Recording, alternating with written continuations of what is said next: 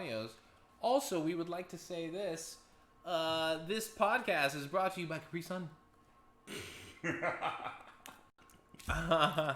Gotta get that drink and everything. God, dude, yeah. I mean, it's Arizona. It's hot. I know, right? So, I'm excited, man. This is the first time. Well, we haven't done a podcast. Well, we did our season 2 pretty much. We just finished that. Yeah, up in Seattle. And we're actually going to be working on season 3 of our podcast. I'm pretty excited about that. Season 3, possibly even season 4. Yep. There goes Big Boss.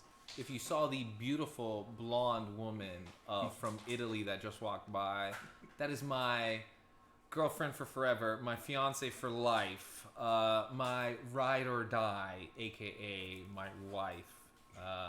It's crazy to say that now. It's crazy to say that now, but it's beautiful. So awesome, that's man. one of the things. I don't know if there was an echo. I hope there's no echo now. What are people saying? Oh my gosh, did you call your girl Big Boss? That's adorable. She's Big Boss. Her name is Big Boss. I would love to see her do like a Big Boss cosplay. Wouldn't that be sick? That'd be sick, man. Yeah. The eye patch going on and everything. Yeah. I can see it. Yeah. The Big Boss got the eye patch going on. Yeah. Or she could do a silent cosplay. There we go. Are you going to play Dead Space 3 co-op? I played it twice with a couple of friends, but yeah. Have you ever played it? I know. I've never played Dead Space. Yeah, I've seen it. I know it's like super like violent, brutal, and graphic and stuff like that. But I didn't know how to co-op. Yes, part 3 does. Okay. And part 2 just kind of, but it's online's going now. But yeah, let's see here. All right, so yeah, guys, ask us questions because we also wanted this panel and this podcast, at least this live stream for you as we're working on everything, to be a Q&A. Also, before we get started, we're just going to make sure everything is perfect before we get into it, really, pickups and all that stuff. So we're making sure the sound is good for you guys. That's true. I'm excited. And making sure, no crazy lag, hopefully. There we go. I think just like this should be good. Someone said, isn't Dead Space 3 terrible? No, it's not at all. Audio's good. All right. Hey, yo, whoa. Hey. There we go. Right on, everybody. So we can always since we don't have the mics in, we can just fake the mics. Guys. Hey guys, doing great. We do like Milli Vanilli gamer edition. We can do. Girl, you know it's true. Oh Lord, man. Oh man. Blame it on. Hey, why was Game On Expo canceled? Because you can blame it on the rain. Okay, all right, I'll stop.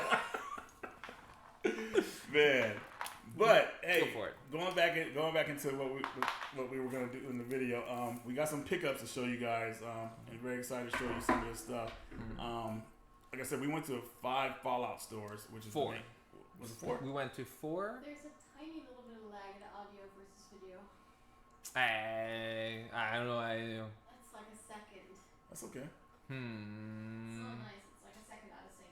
You said it's not nice? I wonder. Let's see there. No, I can't do it. I was gonna say if I get XLR to this, but I can't. Lo siento. Is the audio first? Can we try a different camera? Super stupid thing. What's up? Which is end the stream for 2 seconds so I can change one setting and go back into it. Okay, yeah, that's totally fine. Guys, we're going to end the stream for a bit. We're going to set some more things up, so hopefully you guys will stay tuned. We'll be back in a few, so we're going to cut it here in a couple seconds. Big boss.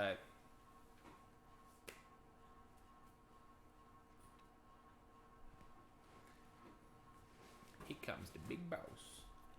Let's see what's going on. Oh my God, Elvis Roy's in here. He said, oh my God. I said Bustin' Cheeks USA. Yeah. There's 96 people in here. Already? Yeah. That's what I'm talking about. Cool. This is how we do it. Was that a thumbs up? Waiting for Big Boss's cue? As going, which I believe it is going. I think this is the best I'm going to get it because our internet is being extremely shoddy for some reason. At the moment? Alright. Yeah. Alright. Well then let's just roll with it. Yeah, because, it's totally fine, man. Alright. The stream is going. Oh, alright, here we go. The stream is Thanks, going. big. Live. Thanks, Big Boss. Alright. Alright. So, get back into it, everybody. Yeah. We went to 4 game stores, Fallout Games. 4 Fallout games. 3 Zia Records. Yep. Couple Goodwills. Couple Goodwills. I'll say a bunch of Goodwills. Yeah. They were. Would you say a bust? Okay, so here's my bust. thing. Just kidding. I mean, screw you. All right. To me, Goodwills have always been good here when we go game hunting. Right. The issue is COVID happened, right? So what's happening right now? Like, okay, in Seattle with the pandemic going on, how are the game stores there and how are the Goodwills there? Where I'm at? Yeah. Everything's closed. Okay, so everything's closed there. Here, everything's open. The things that for a good while, all of it was closed, and so no one was having trade-ins. Right. The only game store that was actually open was Fallout. So when this happened, when the whole pandemic happened, very interesting. I'm gonna go into a quick story. Yeah, go ahead. Yeah. What happened was everyone needed entertainment at home. So people wanted Wii's, people wanted consoles. They didn't want video games. They wanted consoles. Kids got to play, families got to play, whatever. So all the stuff that people have sold off, they're now buying back. You know what I'm saying? Yeah. And because they're buying it back, you good, Big Boss? Looking for my own phone. Oh, okay. Well, yeah, I'm fine that. Sorry, Big Boss is talking to me. So all the game stores are like low on supply for consoles and stuff. I don't think we all looking around. Yeah. She'll get it. Okay. Let's focus. Go ahead. All the stores are looking for consoles. It's under her laptop. Thank you, Big Boss. All the game stores were looking for consoles. Because they were looking for consoles, like a glass case where all the consoles? Mm-hmm. Gone. You saw it. Yeah. All the handhelds, gone. Yep. But games are still there. So we got to go hunting. So right now, no one's trading in their stuff. So whatever is there is there. Mm-hmm. When you did see someone trade something in, it's because they were hurting. Yeah. We saw people trade in a bunch of boxed Game Boy games. Mm-hmm. All their Zelda boxed Game Boy games. That's money. Their Pokemon games that are boxed. It's money. Me, right before you came, Reggie knows my stockpile. Not hoarding stockpile of consoles that I would fix and repair, controllers I'd fix and repair. You guys watch it on my channel. Where can they find me? Excessive exclusives on YouTube and Instagram. There you go. You're not on Twitter though, are you? I'm there. I just don't use it. I'll get there. I get it because me and Kid Shuriken, we got hooked up. I got any games, but going back to all this. I had about 30 to 40 consoles that I sold to my local game store and didn't get store credit. I just took the cash because I have something really nice and cool that I'm going to buy. That was a lot of money. So I'm very blessed for that. So right now, all the Goodwills, no one's traded in anything. Right. Because no one's traded in anything. It's like that. The cool thing about the Goodwills is, at your Goodwills, do they have like a rare case? Not anymore, man. They usually, what they've done over the last couple of years, at least the area I'm in, anything game-wise that comes in their store, they immediately put it online. They don't put anything in the stores anymore. Dude, that's so it's really weird, man. That's why I stopped going to them. Value Village is a little bit different, which is like another Goodwill. It's awesome. Did we go to that one? We never went to Value Village. Is that the bookstore? No, that's Half Price Books. That was cool. But Value Village has always been a little bit better to me than Goodwill has been. Yeah, they started doing that about a couple years ago, and that's when I kind of stopped going to them pretty much and everything. So it's like, man. But most of the places I used to go to get games, when stores were open, was like Half Price Books, pawn shops, which are great. Pawn shops, yeah. Watch them; they're fantastic. Sometimes OfferUp or Craigslist. You remember Craigslist? Yeah. I still use Craigslist. Oh, is it still good here? Yeah. Oh, it's not good. Depends on what. It's not. No, not for games at least. Oh, okay. Okay, for games. Okay. Yeah. So so the Goodwill thing is pretty much, I feel like it's done, but I could be totally wrong. One thing I've always learned too is the area you're at where you shop at the most, things may be dead, but if you go somewhere else, like a little bit further, maybe to another state or maybe another city, you go to those same stores, it's probably totally different. Like when I come here to these Goodwills, you saw everything, yeah. Yeah, they're a lot better than what I had. So I'm like, wow, dude, this is great. So it just really depends on the area you're in, but the area I'm in, I'm just done with the Goodwill. Gotcha. The Goodwills are always bumping. I'm watching Big Boss shake her head, and I'm wondering what's up. We good, Big Boss? Okay. watching her like crazy. Yeah. Man. The week before you came, I picked up an NES, $10. I picked up a Wii, $10. Like they're there, you know. But they don't have the rare case anymore. What they do is they just put it out with everything. So you got to be there quick and hunt. Do you ever like take those systems and like hook them up to the televisions they have displayed sometimes just to see if they work and how they at the Goodwill? Yeah. Yes. Okay. I'll do that all the time.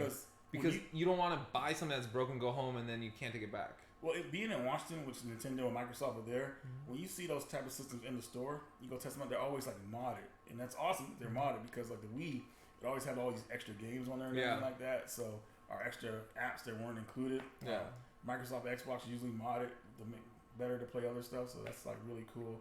But it was funny, you never see PlayStation stuff barely though. Always Microsoft and Nintendo.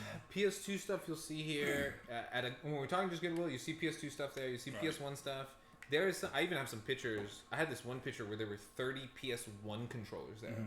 So I don't know why they were there, but I was assuming someone was unloading all their like inventory at the store. There's a lot of a-hole people that do this. I don't understand why people will unload their stuff there, man. Like, well, that's what I was going to explain. Okay. There's some people that they mod consoles, work on consoles, break the console, right? Laser doesn't work, whatever it is. I've got GameCubes where parts are missing from the actual GameCube and stuff like that. And then they just donate it. And it's like, oh, how do I get rid of this? I don't want to throw it away in the trash. Here we go. And so then, you know, a sucker like me, yes, I'll say it, buys it for like a GameCube for $7 and the thing don't work. But luckily, I know how to fix them, which videos are coming to my channel soon. Very cool. But yeah, those are the places that we've gone. That's only in 2 days. And we have, I know you can't see it, all this in front of us. So yeah, we got a lot of stuff. We might go like a couple more days, like looking for some last minute stuff. But this pretty much the last 2 days we've been going hunting all day, and we got and all night. And all night too, because the stores are open. Yeah, stores are here. Like I don't know about for your guys' place, but stores are here are open till like 11 a.m. Yeah. I'm sorry, 11 p.m. Curfew, right? You know, so fucking BS. Anyhow, should we start the pickups or let's check some comments first? Yeah, let's check some comments. Look at them real fast. What's going down? Let's see here. Busting cheeks. Okay. Hey, if you like air and water, type Busting Cheeks in the channel and hit that smash like button. Where are we at on that smash like button? We are at 7. Hey, I gotta reset this. Oh, I was gonna say. I was like, damn, man, we're doing awful. Let's see how many likes we got. So we're at 42 likes. How many people in there? We have 110 people in there. 110 people. So you hit that like button, get us pumped up. Yeah. You know. Our milestone for tonight. Our milestone for tonight was to get 300 people watching us. Yeah. That was our milestone. Because Reggie, the highest Reggie's done is 226. And I was like, let's push it, man. You know. Yeah. So I think it was a little bit higher than that. I just can't remember. Yeah, it's like 270 something. Really? Yeah. Oh wow. Yeah. I guess I wasn't there for that one, so. It was a while back. Yeah, that's cool. Got a good crowd in there one time. Yeah. Any other comments like that? Or should we just hop into it? We're gonna hop into it after I read this next comment. Okay. So we can get them going. Also, remember, this podcast is sponsored by Capri Sun, the children's version. Okay, everybody in the chat is saying busting cheeks, so I guess that's our cue to get started. So we're at 113, 118. All right. Okay. Thank you, Big Boss. So I'm gonna I think Big Boss is rolling out. She will be going to Draenor as we speak. On her night out. Yeah, you don't care. It's World of Warcraft, folks. Yeah, we play everything. Gamers are gamers, right? Also, in the background, titties. All right. Go for All right. it. So first game I got when I got here is something. Are we going Game Boys first? Well, I'm just grabbing. Okay. I think we should do it. Just like whatever. Oh, you always save the best for last. We gotta save the best for last. You think this is the best right here? That was one of the good ones. Okay. We found some hidden gems. All right, folks. Hopefully I'm still on the camera good. All right. I organized mine. That's why. I didn't organize mine at all. First game here, I would say, I'm a big fan of the Lakers, obviously. And I saw this, and this is on the cheap. Magic Johnson, Fast Break. Now, I know it may not be the best game in the world, but that cover, Magic Johnson, it's just like I said, he's everybody's favorite Laker mostly. And I had to pick that one up, man. Because I played it back in the day when I was a kid. And I remember, like, if you did something good in the game, Magic would say something to you and it would, like, go into the screen mode. Yeah. I would like to point out something about this. I don't know if you guys can... I know you guys can see this. He is not. It's gonna focus right now. He's not wearing the Laker uniform. They photoshopped the Laker uniform, and instead of it saying Lakers, he plays for the Magic. Yeah, because wait. Yeah, look at the front of it. Oh, it does. It says his Oh my name God. instead of the Lakers, and not only that, but it's not even yellow and gold and purple. It's gold and red, and he's just like that. It's so bad Photoshop. Wow. But Okay. for $1. Yeah, for $1, you couldn't pass this up. So and it's in box and everything complete. So I'm happy about that. That's a good pickup. That's a fun pickup. Yeah, definitely. It's just something more. I mean, I'm probably not gonna really play the game that much. I'll play it, try it out, and everything. But it's more of a novelty to my childhood and remembering this game and everything like that. So, Magic Johnson fast break. I never got to see Magic play, with the exception when he played in the Olympics. That's the only time I ever saw him play. Yeah. Yeah. I was like, the whole thing is that if you think of that time, the Olympics, that's Jordan. Mm-hmm. If you guys saw The Last Dance and everything like that. I grew up watching Jordan. I didn't grow up watching the Lakers. Yeah. And remember, I'm younger than you, so. Yeah, here's the thing. So I remember back when the Lakers were in the finals with those Boston Celtics back in '84. With Bird and my everything. parents were like this. My dad, oh my God, you hear him yelling across the house. It was insane. And the Lakers had a good momentum in that series, even though in the last game they eventually lost and everything like that. But my parents were always like big Laker fans. My grandfather, oh my God, he still loves the Lakers to this day. Everything Laker, like he's just hardcore. Okay. So I grew up with that stuff. So It's a West Coast thing. Period. I know, right? Magic is one of my favorite Lakers, but another one was also Michael Cooper, Byron Scott, James Worthy, big game. James Worthy, yeah. Oh man, jeez. For me, my favorite Lakers, no particular order: Kobe, Shaq, Tyronn Lue. I really like Tyronn Lue. Did you see how Lue did against Allen Iverson in the Yeah. finals? Woo. Yeah. He was all And over even him. though he got smoked in the first game, and like did. that's iconic. No, he Came did back. really good. The rest of those games. Who else did I like? Paul Gasol, and then Robert Horry. Robert Horry. Big shot Rob. Yep. Yeah, dude. There you go. Yeah. All right, I go to my next one or my first one. Okay. Um, Heavy hitters. I don't want to go there yet. So, here's some things about me and Reggie. Reggie thinks I'm a cheapskate. Man, shut up. Man, all right. So the thing is that I like, if I'm gonna spend my money, it's gonna be spend my money on something good. I don't play a lot of Nintendo Wii, but the games that I like on the Nintendo Wii are all rail shooters. So that's your Ghost Squad, House of the Dead. Yeah. What else? There's like another one that's really good. Ghost Squad. You say Ghost Squad? I already? said Ghost Squad. Yeah. Target Terror. Target Terror. There you go. Operation Spy. I think it's, oops. I don't know. Never mind. That's the next game. Right. So this is what I picked up. Spying games. Spying games. That's what it's called. Spying games. So this is like elevator. What did you call this one? It's like a rail shooter, but you're in a building and you're constantly going in elevators to different floors and taking out enemies. So it's very arcadey, like Trying to get it nice for you guys. There you go. your focus. There you go. It's good. I think it's a unique game that no one really talks about. You know, like the Wii is really a good console to find games like this, like rail shooters on. And this one I can't say this is a real rail shooter because you actually have to use the analog thumb to actually move your character around. And yeah, and I'm gonna interrupt you there. So we pop in the game. So all these games we played last night until like 3-4 in the morning, right?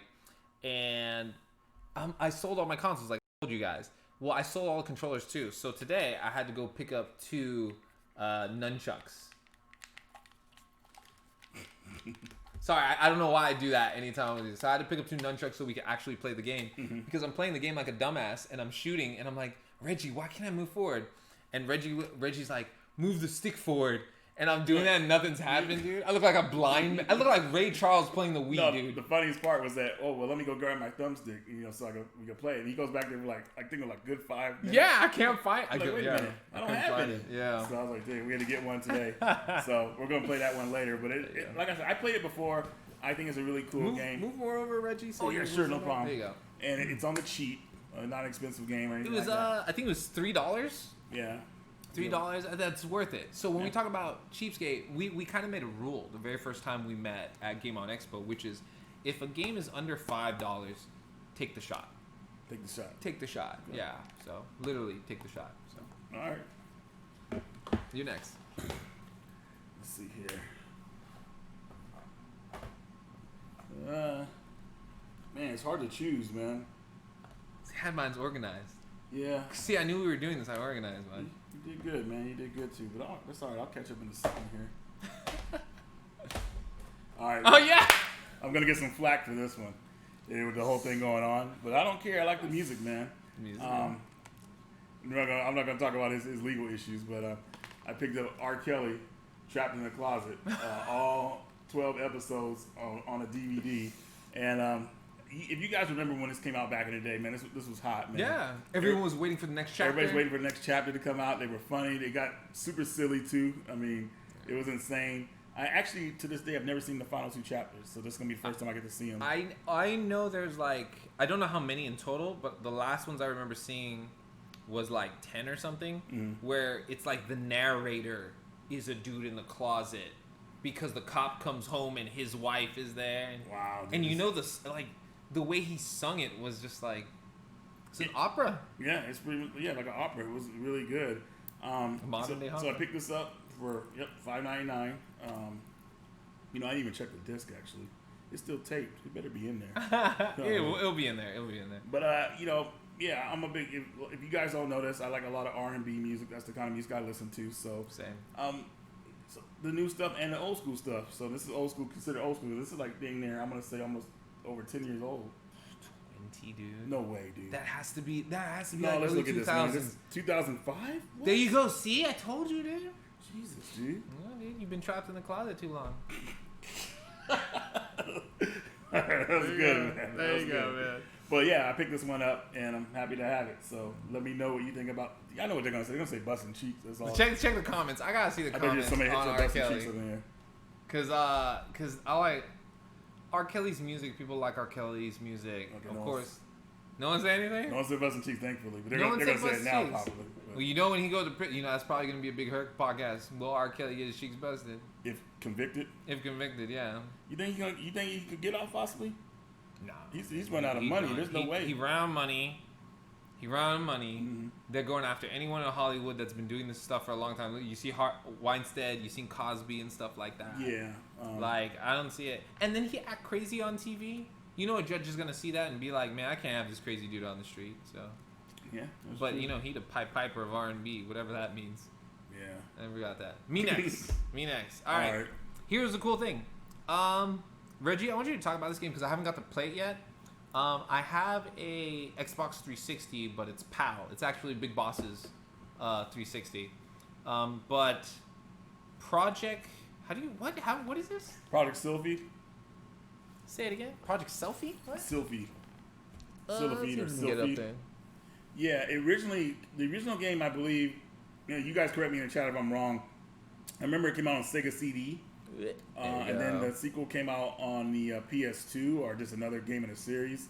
And then that's the third game I know of, which I think was a premiere game for the 360. From what I saw from it, very high production values. It plays like a Star Fox game. Lots of story, lots of explosions, just lots of stuff going on. So it's a very interesting title. And I just think that type of title, though, would sell better on a PlayStation system because I don't think it sold well on the 360 at all, unfortunately. Crazy. It got overlooked. This is $4.50. Yeah. So, like, the second I saw it, I never hunt for Xbox 360 games or anything like that. You see them all over the place at Goodwill, so really cool pickup. Well, we'll post a video when we're done if we get to 200 likes, at least. Which one? This one. If people want us to post Oh, it. okay, yeah. That'll be the goal. Yeah, dude. We're only at 70. Smash likes like you would smash some cheeks. Like, do it now. So I'll see how many likes we're at right now. We're at 70 and 159 people watching. So we could get there, but they just got to hit that like button. You can actually see it up there. I don't know if your eyes are good enough. No, I don't have my glasses on. We have 156 people. Thank you. So thank you for bringing us into your homes. There you go. I'm happy you picked that up, man. So good for you. You understand? All right. Next game here. Okay, yeah, you guys gonna get pissed off at me. I already know. But are you not gonna show that one? Well, I'm gonna show it. Okay. Because we were like blown away by that game when we come back to it. You guys know I'm into the video game rescue. When I see a game in an unsafe spot, if no one's picking it up, I gotta pick it up, even if it's a double. What the hell are you talking about? Well, unsafe spot, like like no one's gonna pick it up. Oh, okay. I thought you meant like it's in a fire. I don't know what you're talking about. Unsafe spot. That's But you guys know I get doubles in certain games I really like. Sometimes triples or whatever like that. You know, some people get mad at me for it. Some people don't understand. Yeah. But I picked up Binary Domain.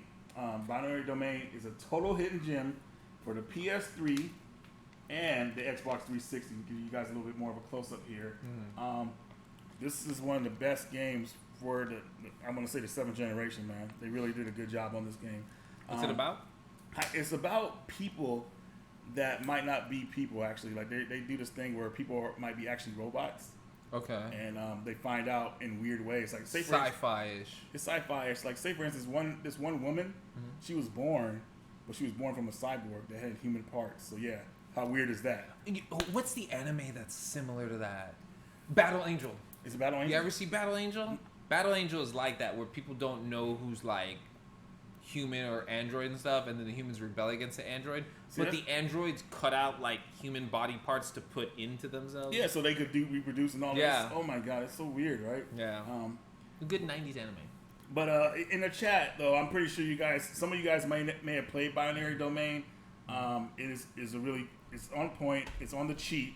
But I think it's becoming harder to find on the PS3 system. 361 might be a little bit easier. It's probably easy to find online. But I recommend everybody pick this game up, man. It's a lot of fun. I don't know if it's online anymore. I doubt it. But if it is, I never got to play it online because I don't know if it's co-op or versus. But really a shame this game didn't get more attention. And I think it's because a lot of games at the time that came out were like Call of Duty. Sega too. It's by Sega always does good quality stuff. I think it's because like Call of Duty games were out and people weren't really paying attention to anything else at the time. Those were like hot. Well, yeah, because games like this, right? It's like you see the cover of it. It's a soldier. You're like, I've seen 80 games like this. That cover is so sick, though. I mean, look at it. The cover. He's carrying his battle buddy. He's injured. He's still shooting, and he's got his other battle buddy shooting, like covering his back. I mean, that's a sick cover. Hold on, guys. Let me try to get. I know it's hard to see, but that cover is awesome, man. That's like one of the best covers ever. But at the same time, you know, it might not be appealing to certain people or whatnot. So they matter. What is this? This is another sci-fi game. I don't want to play this. Can we talk about 40? What? Someone has a good one. Oh, the 40 copies of Gran Turismo. Wow. I mean, like, I'm about to say. I don't know if you can see it in the shot. Right here is my PlayStation 2 kiosk. And the 40 Gran Turismos are right there. Yeah, in different languages. So, there you go. We talked about it. There we go. Talking about it. What you got next? All right. Next, I'm going for a certain type of genre of game. I think I will put these two together. I picked up Soul Reaver 2 and Blood Omen 2. I'm trying to get it for you guys. Sorry about that. There we go. Some IDOS games that we have there. Vampires, ghouls, a lot of stabbing action. To be honest, I like this a little bit more. But I need to play more of Blood Omen 2 to really understand, like, is it a good game? Because the movement is different. The actions are different. Storyline, like the arc and everything, just going off a little. But I enjoy these types of games. I feel like they don't make these types of games anymore, man. Yeah, the risk on them, I mean, it's not really, I don't think it pays off today. Just with the high production values of how games are made now. It would probably hurt them if they made something like that. So they would have to take a risk of making it like a download title only. And I don't know, it's just a big risk. And the one thing I always love about like Kane Soul Reaver is like, I'm trying to get it for you guys as best I can. Right there is the design of him. That like he had 3 claws, he looks malnourished. He's always covering his mouth, but then you learn he doesn't have a jaw. You know, so it's like, it's just a really cool design. Blood Omen that you see there, I always like the design as well, especially the sword. And, you know, just being like a young kid, you're just like, all right, that's cool. So there we go. The sequel, Defiance, is that on the same system or is that on PS3 and 360? I don't know. Yeah, I think asking the wrong guy on that one. I never see it. I do like that in this one. If you get this, they give you a preview to Blood Omen. There you go. To Blood Omen in it. So kind of leads into the same thing. Really cool. It's really dope. All right, cool. All right, next game here. I took a gamble on this one, of course. I had it years ago, and I said, you know, I gotta get it again because I want to get the other one. If you're a fan of Telltale games, I'm sure you guys know about Sam & Max Beyond. time and space. This is the second season of the Sam & Max games. You can see that. There we go. I think I got it. There we go. And season 1 is the harder one to find for some reason. I'm looking for that one, but I picked this one up because I like point and click type games with a little bit of story. It's comedic and everything, so I had to go for it with that. And also, it's nice to have these type of games, the full game on a disc, pretty much. Yes, yes. No DLC, no nothing. Don't have to buy anything else. Everything's there. Before Telltale went under, were revived, they were doing a lot of what I would say, like, if they brought a disc version, they would bring a season pass disc out. So basically, the season pass disc would have one episode on it. Then you could download the rest of the episodes, which is so weird because it's a Blu-ray. Yeah. Blu-ray has so much space, man. Why not just sell the disc, make the disc version after the game is complete or came out already? But they thought that was a good idea, and I think that helped that kind of went to their downfall.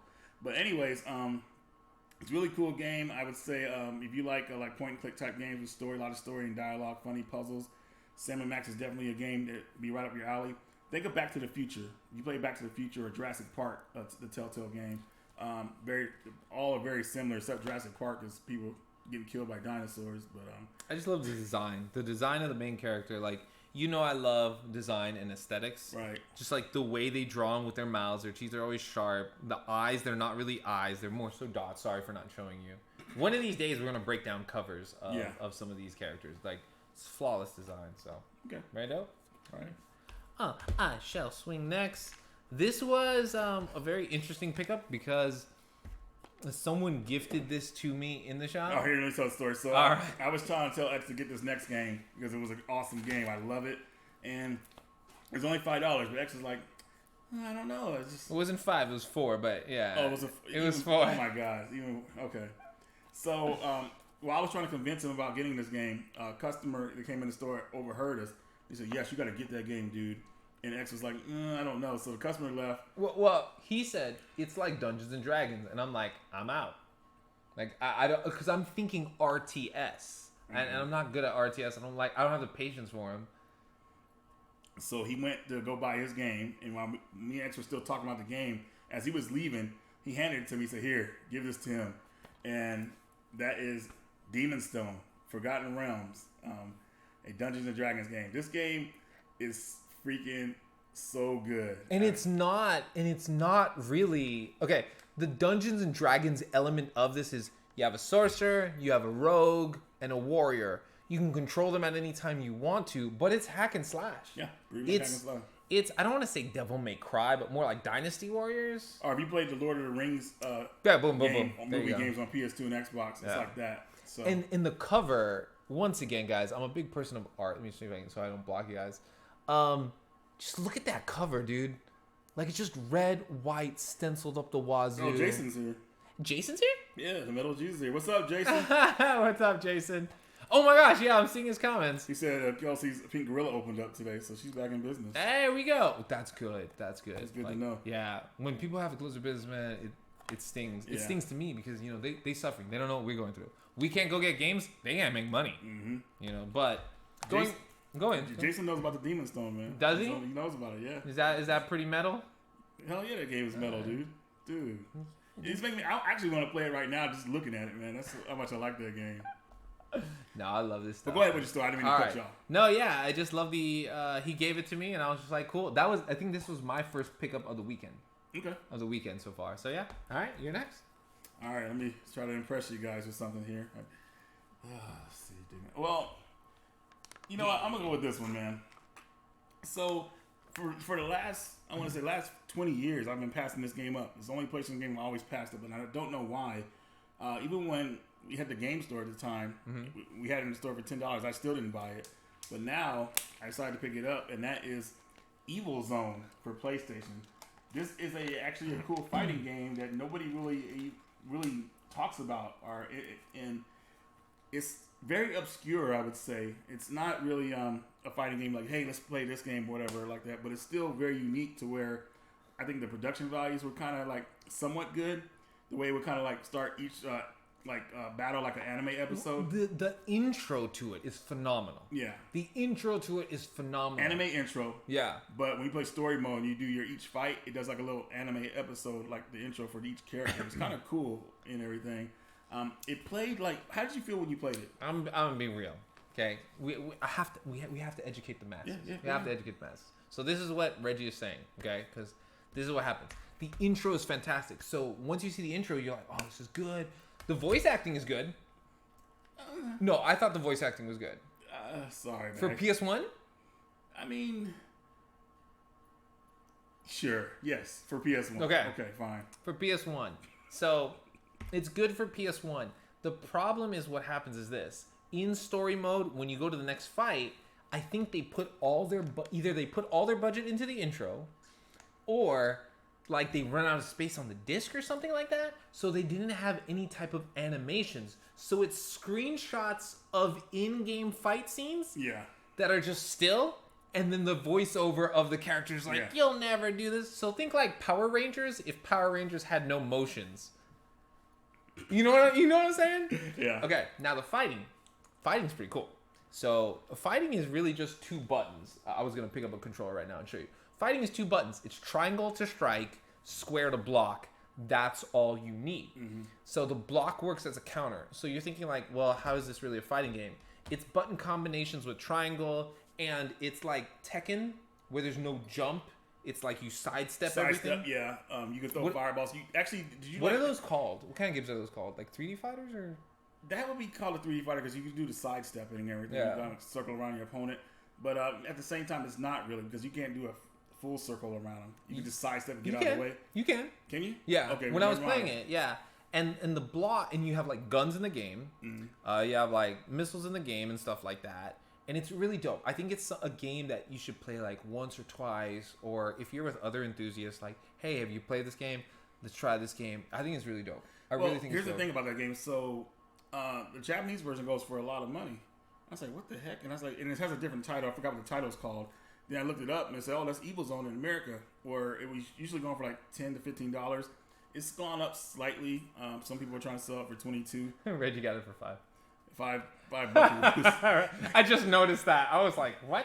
Which is cool. But yeah, I think it's, like I said, it's definitely a worthy fighting game if anybody wants to try something different and new. The production values are high enough to where it's not like a garbage game or nothing like that. I think it was pretty solid. I'll give it from what I saw of it, because I haven't played it in a long time, but I would say I would give it a 6.5 out of 10. I think 6 is good. Yeah. 6 is good. It's not going to go over 6. No. It can be lower. But yeah. It can be lower. All right, I'm going next. All right. I'm not going like super heavy yet, but here we go. A game that I've never played, but I've played of the series, and I really, really wanted this one because the special edition one. Mm-hmm. This is and many of you know this, Devil May Cry 3, the special edition. Why is it special edition? Let me tell you why. By reading on the back of it. You can play as Virgil. You have like a boss mode, a very hard mode. It's great. And a turbo mode that goes into it. And a lot of like cutscenes, behind the scenes stuff that goes into it.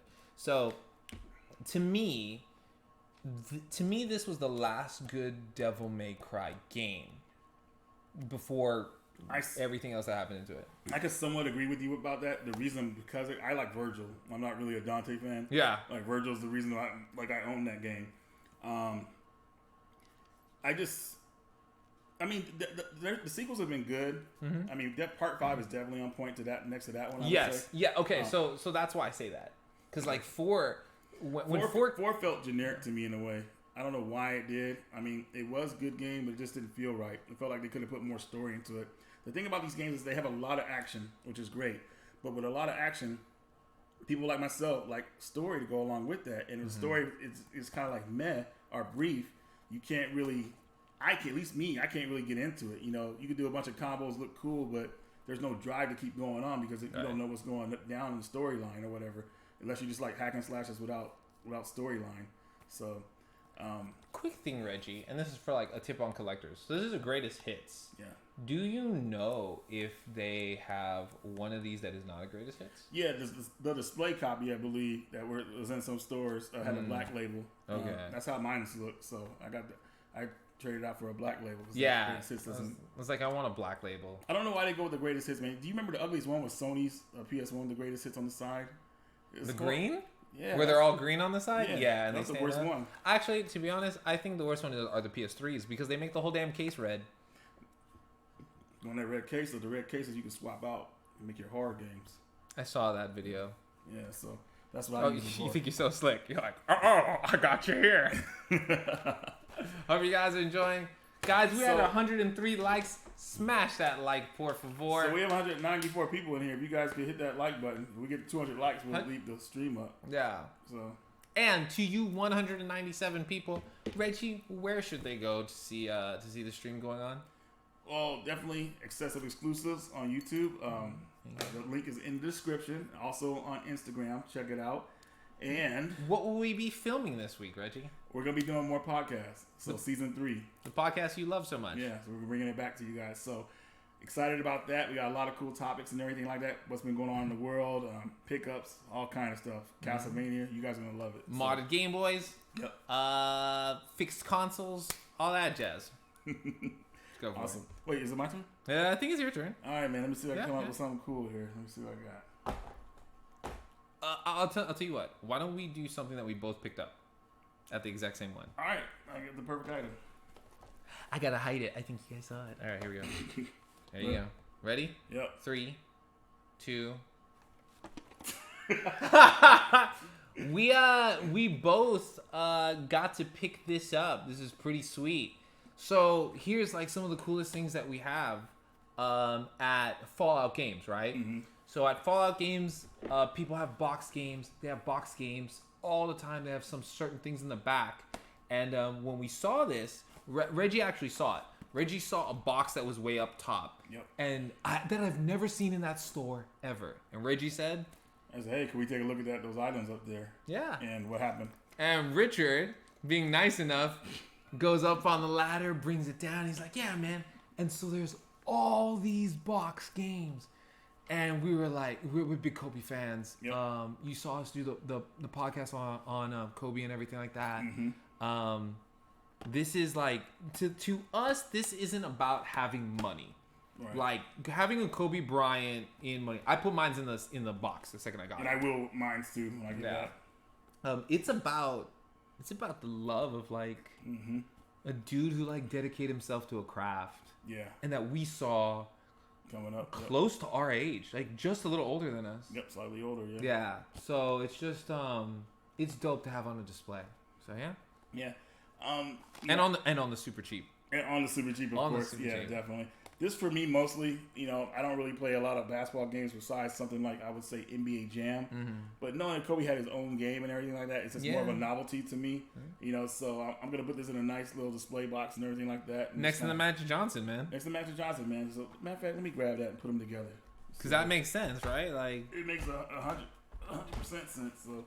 Boom, there's that. There you go, dude. Put them together. Laker gangbang right there. There you go. I know you guys having a hard time seeing them, but it's still pretty cool. Yeah, it's just cool to have like we're Laker people, man. Like I would say Laker and Bulls. 90s Bulls. That was 91. No, I mean like teams wise, Lakers and 90s Bulls. You didn't like 90s Bulls? I like the Bulls. I just don't like to admit it because Because you're a Laker fan. Because what happened to the Lakers in 91, dude? Oh yeah, that hurt seeing the Lakers lose, man. I was like, dude. My love for the Lakers started when Shaq went there, so. No, for real, because I love Shaq. Like, Shaq on the Magic with Penny and everyone, dude. All right, I'll go next here. So, here's a hidden gem. You guys ready for this? This game was sick. This is a hidden gem I was told about. Everyone's going to crap on you right now for this. I hope you know that. They probably will, but it's all good. I was told this is a hidden gem a long time ago for Game Boy Advance, and it's a shoot 'em up. And that game is Danny Phantom in the Urban Jungle. So I saw this and I was like, wow, now this is my chance to pick it up. This was only $8 complete. And I hadn't played it before. I looked at footage a couple years ago when I was planning on getting it, but I didn't pick it up for whatever reason. And the game didn't let me down. I think it has pretty good high production values for a shoot 'em up game. It has a little story. Well, it has a story between levels. You level up items and all that stuff. Good boss battles, hard or normal difficulty and all that stuff. I think it's just a well done game that people will probably overlook because it's an old Nickelodeon cartoon, and hopefully you guys don't, because if you see this out there, it's definitely worth picking up. All right, so let me tell you this, Reggie. We played this. I'm trying to get it on perfect for you guys, right? This is Danny Phantom, right? I don't know what kind of crappy cartoon this is, but it looks crappy. That's all I'm gonna say. I mean, compared to cartoons we saw coming up, man. Dude, this looks like emo Dexter's Lab without glasses. Okay, that's what that looks like. You know, that's what this looks like. But here's the thing: we put it into the Game Boy Advance player for the GameCube. We put it up on the big screen. The game's legit. The gameplay is very, very good. We were even talking about like how no one knows about this game and how it's pretty good. Yeah. Think of a shmup. I want you to think like not Life Force. What is like a good shmup that you have like? I want to say Blazing Laser. Okay, that's a big shot. Yeah, but I'm gonna say this. Compare that game to? Let me explain. Blazing Lasers if it's sideways. Okay, because like the different types of weapons you can have, and it's got that kind of Life Force kind of vibe to it because you can like adjust your ship however you want it to be. It felt a lot like Astro Boy on Game Boy Advance. If you guys have played Astro Boy on the Game Boy Advance, I will take my stuff back. I will take all my Blazing Lasers and TurboGrafx trash out of my mouth. I apologize. Yes, Astro Boy. Right? Yeah, I didn't think of that. That's what it felt like mostly. So Astro Boy, just to briefly, a beat 'em up and a shmup type game. So shmup levels kind of like that's what they feel like on this game. So if you see this game out there, guys, I would say it's a good pickup. It's also available on the DS. I have not played that version, but I would prefer it on the Game Boy Advance because you can play on the Game Boy player and probably some other. What's that Game Boy system coming out? The Game Boy Advance modifier. The Micro? No, the new system. Oh, the like $200 one? Yeah. I don't know what it is. Yeah, you can play it on that though too. So cool. I will get that when it comes out. Yeah. So there you go, Danny. Also, we're at 200. You see me doing this because I'm trying to see the screen between the ring light. We're at 201 people. Y'all are super beautiful. And hit that smash like button, guys. Hit that smash like. Jason, I know, right? The hidden gems, man. I mean, they seem tough to come by, but here and there, when you're not looking, you'll find something. Yeah. It's pretty insane. Oh man, that's so cool. Jason's watching. Yeah, Jason's on the live stream, man. You know what's trippy for me? That I used to watch him in his house, and now he's watching me in my house. That's like trippy. That's trippy. That's trippy. Coming up in this world.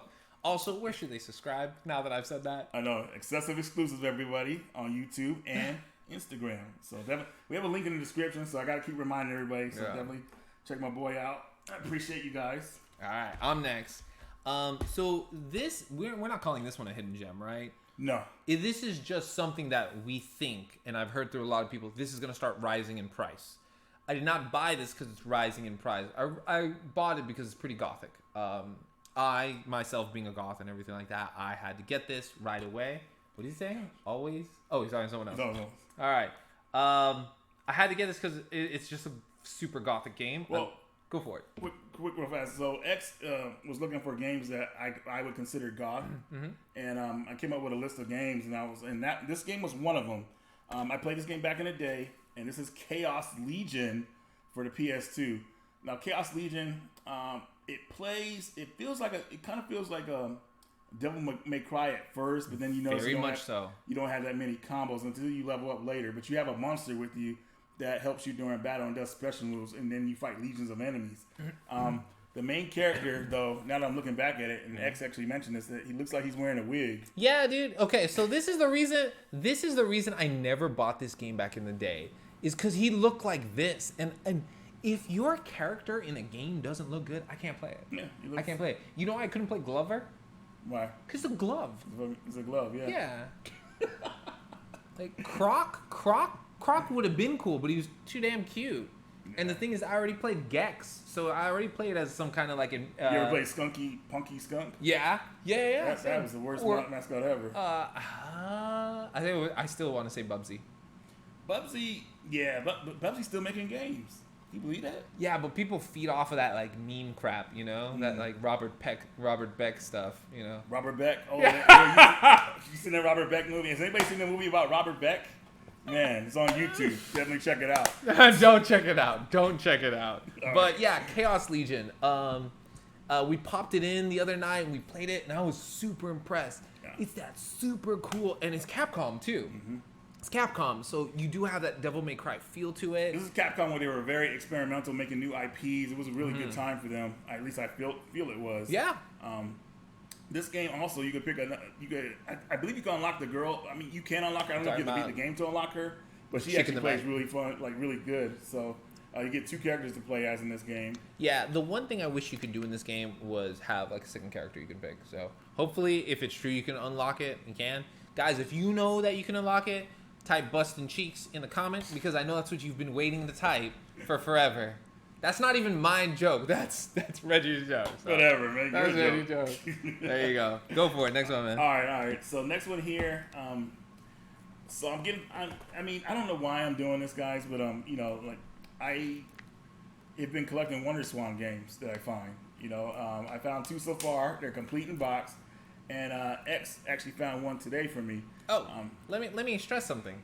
Because we need to tell them what's going on in the world and what's going on with game shops. And what happened to me today. So. Right. So certain game shops won't let you in unless you have a mask.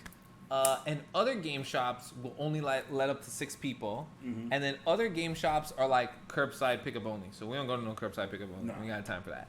But we went today, and I'm like, all right, Reggie, we're going to this game shop. And he's like, cool. And I was like, Reggie, do you bring your mask? He's like, no. Where's that? And I'm like, Reggie, just like, you know, just put a sock over your mouth. And he's like, nah, man, I'm not doing that. I was like, all right. And then I was like, Reggie, just put a plastic bag. And then I thought that's going to kill him. So we can't do that, right? Yeah. And so we go in there. And I'm like, and I've always done this for a lot of friends. Right. Like, it reminds me of Kid Shuriken, except in the United States. Where I'll go hunting, I'll take pictures, and I'll send it to people. Hey, do you want this? Hey, I saw this. I remember you talking about this. And this is how we came across this. Yeah, this is, he thought this was a Gundam game. It's not a Gundam game. I know the anime, but I can't think of it right now. It's a Gundam game. It's not a Gundam game. But this game for the WonderSwan sealed. I got a sealed WonderSwan game. It's a Daft Punk game. And maybe somebody in the comments knows what it's called. Because it's just all like kanji on the back cover and everything. So, I'm going to hold it up better. Keep talking about it. Yeah, I have no idea how it plays, but it was just something. Yeah, if you guys can type in the comment what this is. And also, if you believe this is Daft Punk, please type in the comments one more time. Poor favor. Just one more time. Doesn't that look like Daft Punk? That's that art style. You know that like 80s art style? That's so sick. Well, the reason I pick up a lot of these games because I plan on like learning Japanese. And I know I've talked to you guys about this over the years too. Yeah. But eventually I'm going to learn Japanese and everything, so I'll have these games and I'll be able to play them properly. Because obviously I'm not going to wait for no English translation. Nobody translating no WonderSwan game or whatever like that. But you know, it's just a good extra skill to have in general. You know, learn Japanese. But is it called Star Blazers? Is that what it's Star called? Blazers. I think Jason knew what it was right away. Did Jason say Star Blazers? Yeah, I've seen it up there. He says he loves Star Blazers. I hope that's what it is, Jason. Oh, man. Is that what it is, Jason? Because I have no idea. But the art, people probably tell exactly by the art it has on it. Man, you know what? I feel bad now. I should be wearing my Pantera T-shirt instead of my Weeaboo girl T-shirt because I didn't know Jason would watch, so that's cool. Is that a DVD? No, it's a WonderSwan. No, it's a WonderSwan game. And the crazy thing is this: here in Arizona, you don't see a lot of WonderSwan games. You don't see a lot of WonderSwan. Yeah. You don't see a lot of WonderSwan consoles. When I went to Seattle and we went to Kelsey's place, Kelsey, right? Mm-hmm. Yeah, we went to Kelsey's place. She had WonderSwans there, and I regret not picking them up because they were at such a good price. Well, the thing with when going to the horse store, every time I went, man, because I want the best one, which is the crystal version, but they always sell out of those now, or they rarely come in. That's the best one because of the screen and everything like that. Well, yeah, but for me, I don't care because I customize every single thing. That's right. Just to go a little closer, like if you like customizing and stuff, can I show one of my consoles off? Yeah, go for it, man. Right. Okay, Jason hooked us up with the name, so now I know what the name of the game is. Thankfully, thanks, Jason. Jason, this is sealed too, man. So, yeah, I'm pretty impressed about that. But I'll get a WonderSwan someday. I mean, I'm not in a hurry, obviously. Yeah. There's a WonderSwan color too, right? The color's like the middle one. So, there we go. Here we go. So yeah. So like, I guess I'm showing this because this is what I not only do on my channel. This is actually my profession. So when you see me wearing a lot of black and white, like on Reggie's channel, it's not only just because I'm like goth and stuff like that, but it's because it's my aesthetic and me as an artist or something about that. So what I do is I customize consoles for fun. So this is a regular NES. My brother passed away. It's 10 years now that he's passed away. And so what I did is I painted him on the cover. I don't know if you can see it. of the NES. And yes, this NES like actually works and everything like that. But just to show you like the detail that goes into it. Mm-hmm. So if I got a WonderSwan, dude, I'd paint the hell out of it. I'd make it the way I want it to be. And to the point that, and I hope I'm holding this the right way, you know, my brother was like the first generation gamer in our family, so I decided to like do me on a PS1, and it's cool because we're looking at each other. And if you're wondering what we're wearing is, we used to be motorcycle racers, and so it's just like the cool thing. So to me, I don't care what the color of the WonderSwan is. You're gonna I'll make it. And not only that, you know what I would probably go to the extent of doing? But making molds of it so we can have colors that the WonderSwan never came out in. Yeah. You know, just to get a hold of that. The Neo Geo Pocket, that's what I'm waiting to get now, you know, so. Neo Geo Pocket, good luck on that, man, because I don't know what's going on with the Neo Geo Pocket, but everybody wants one now. So. Everyone, because you can mod them. I've been telling you, because you can backlit mod people in the chat, do you guys remember when you used to be able to find like Neo Geo Pockets easy on Craigslist and all that? Like people, $20? Yeah, nobody cared about that stuff, but now it's like you can't find them anymore. Like the games are like, what's going down, man? It's insane. But anyways, I'm sure you'll find one when the conventions start next year. We'll find one. But let me see what's going on in the chat. We got Elvis Raw. Oh, he likes the NES. Oh, thank you. Yeah, it's my favorite NES. Let's see what else is in the comments here. I have if they you guys, love it, dude. I just want to say another thing too. So you see the girl with the sunflower? I really don't want to take it down right now. But okay, I'll take on one thing. Okay, so here's what I talk about, like customizing things, right?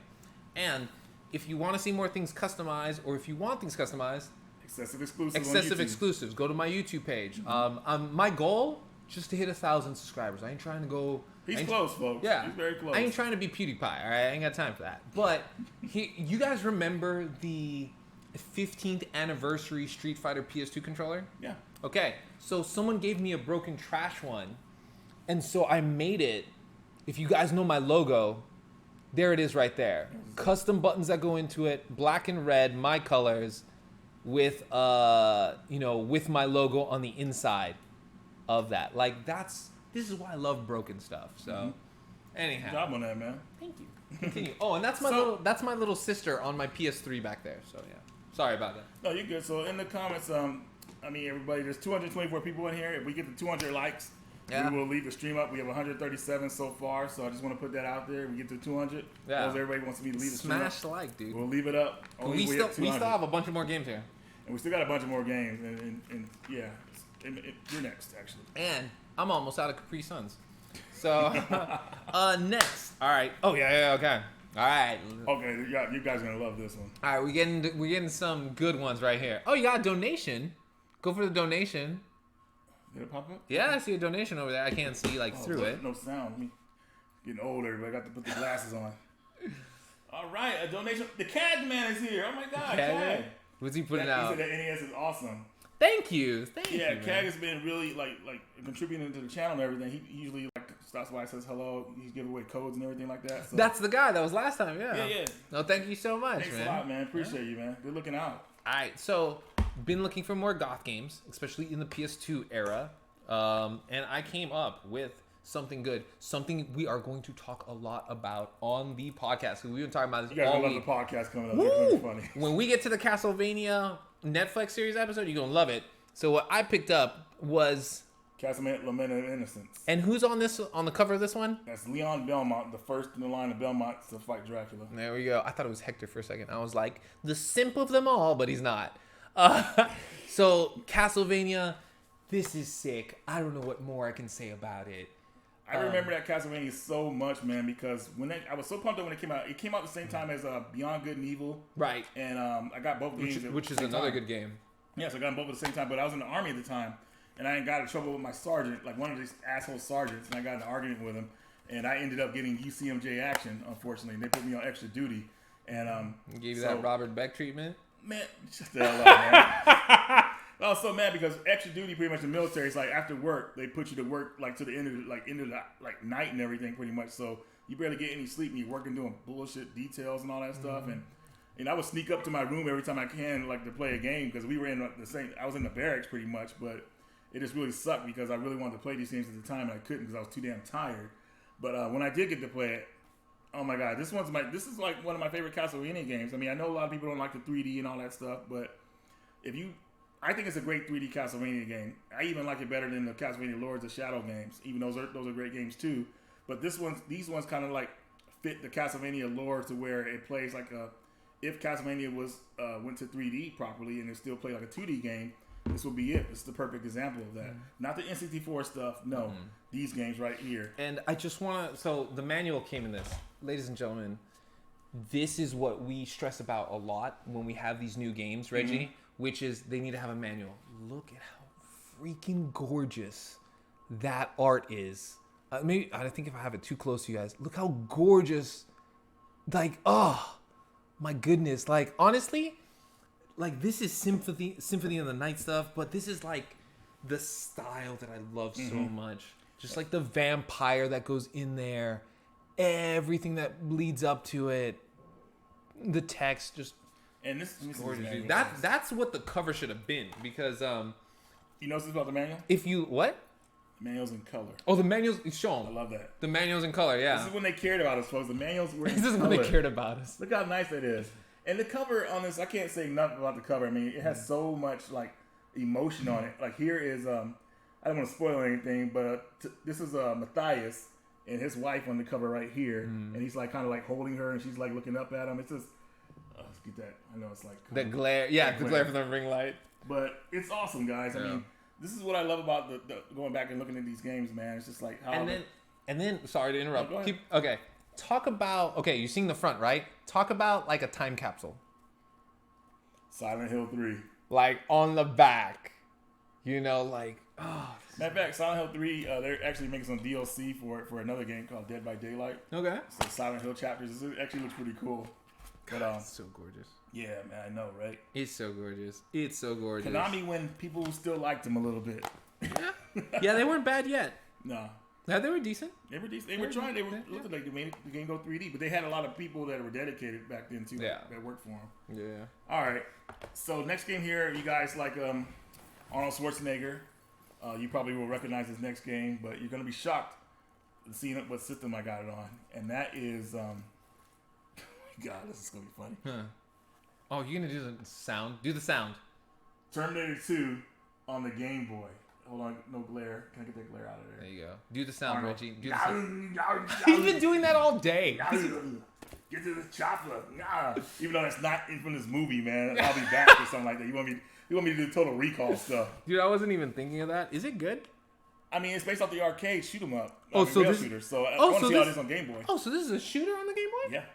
Yeah. No Okay. platform. If it was a platform, I probably would have passed on it. Oh, maybe I should have listened to Reggie when it said arcade. You guys remember the Terminator 2 arcade game when it had the little machine gun on it, and you would like use it to, like, it's that little machine. You go against Skynet pretty much. Yeah, you have the Mac 10. Yeah, that thing will always bust on people though because people kept messing like jerking on it. But yeah. Here's a funny story because you said Skynet.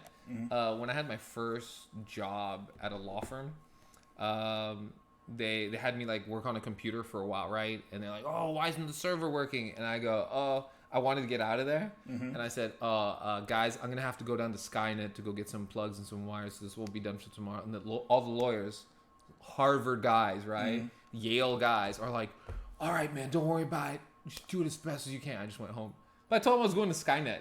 And then the next, yeah, dude, I had a printer went out, and I was like, "It needs a new flux capacitor," and all of them were like, "All right, do whatever you need." Yeah. That's cool though. It's in good condition. Yeah, the boxes. You guys know, like Game Boy stuff is in really good condition. The Game Boy games are pretty much the sister games to the freaking Nintendo stuff. So it's like really like like if you, and some of them are pretty much solid ports. Yeah, some of them are better ports too. Like I'll give you an example. Like Double Dragon on Nintendo, never really liked it because it was weird how you had to earn your moves. Double Dragon 2 on the Game Boy though. I mean, Double Dragon Part 1 on the Game Boy is awesome. And 3 as well, I think, is awesome. No. For the Game Boy? 3? Is it 3? Are you serious? Is it the one? Yeah, because that's where you can, like, that's where you have all your moves right off the start. No, Double Dragon 1 on the Game Boy is where you have all your moves at the start. Compared to the first one on Nintendo where you don't. 2 is not good. 2 is actually a River City Ransom game. Yeah, they slow it down. Yeah, and 3, Double Dragon 3 is the most, like, it's considered a black sheep in the series because of how they did it. You know, if you remember, you put quarters in for more fighters, and it plays really weird. It doesn't play with the other games. So the Game Boy one is the worst. Is even worse than the Nintendo version. So It's unplayable. I will say, okay, if we're talking about Game Boy games that are better than the NES games, Bonk's Adventure, if you ever get it for the Game Boy, is very, very, very good. Really? Super smooth, not crazy long. It's actually doable. When you play it on the NES, it's just like, it's lacking everything that's there. Mm-hmm. What we got in the comments?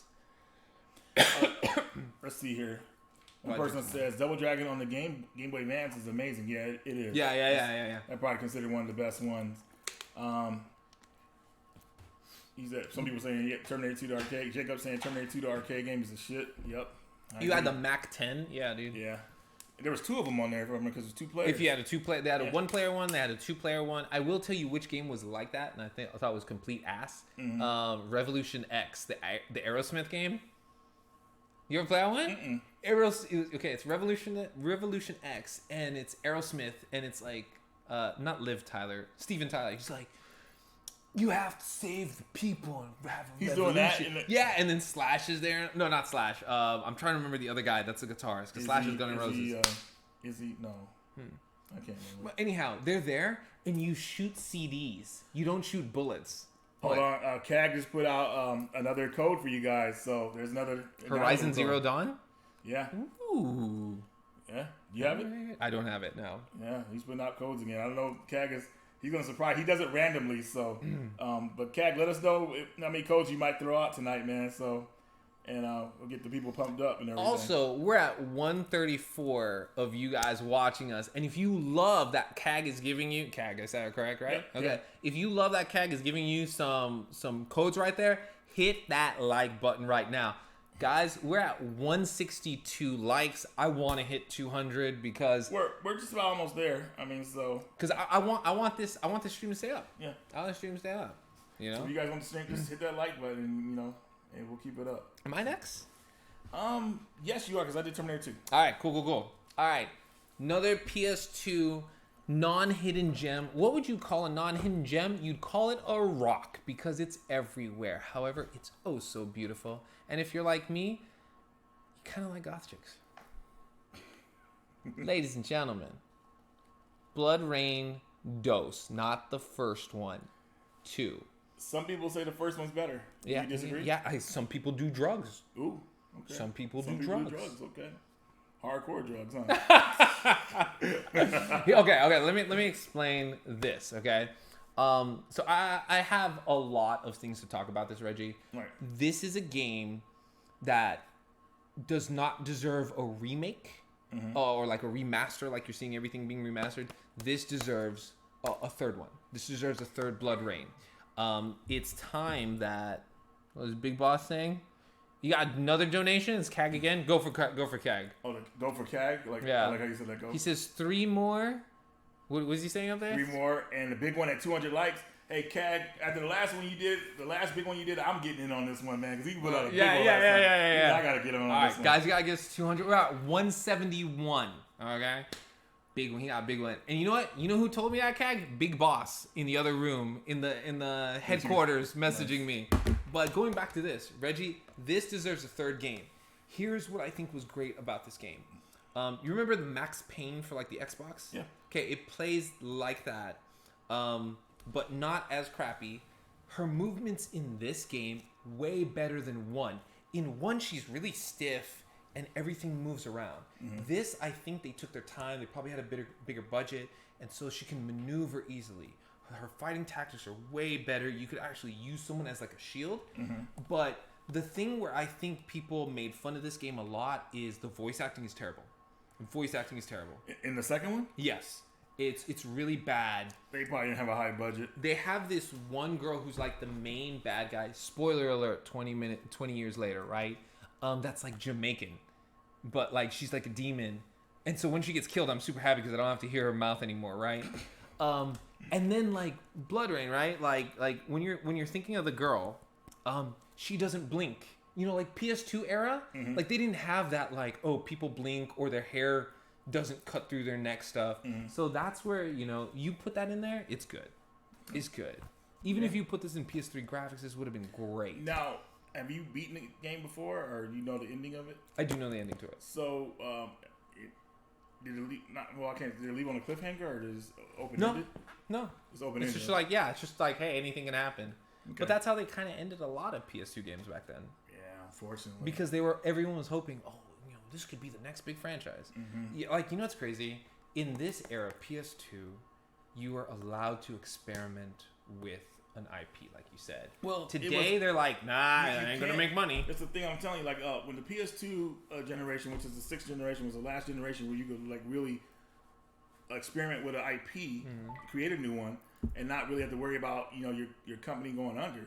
You know what I mean? But now, when you get to the the 7th generation and up, oh my God! Even if they break even on a game, the company might be disbanded pretty much. And it's like, it's crazy. You hear like Call of Duty, they're like, we're not making enough sales, and it's like, well, yeah, and then they're pumping one out every single thing, dude. Yeah, so. They pretty much go for their bread and butter. I mean, it's not really creative. The creativity you're seeing in most games today are usually from indie titles. Correct.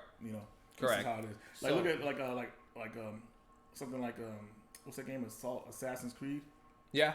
Every year they were coming out, right? Yeah. Every damn year. I'm like, what's going on? Yeah, we're like, why is Ezio in the Revolutionary War? And why is like Connor all the way in like... Well, the next one that's coming out isn't the next... I was going to call it the next Ezio. The next Assassin's Creed is like the Valhallan one, where he's a Viking. Still waiting for a Japanese one. I will say one last thing about this before we move on. Oh, we got a donation. It's the CAG, man. He put another code out.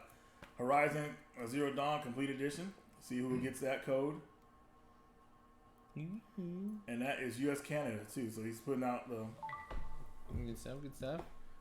Damn, I'm pumped up, man. He's gonna put out a big code again, yeah.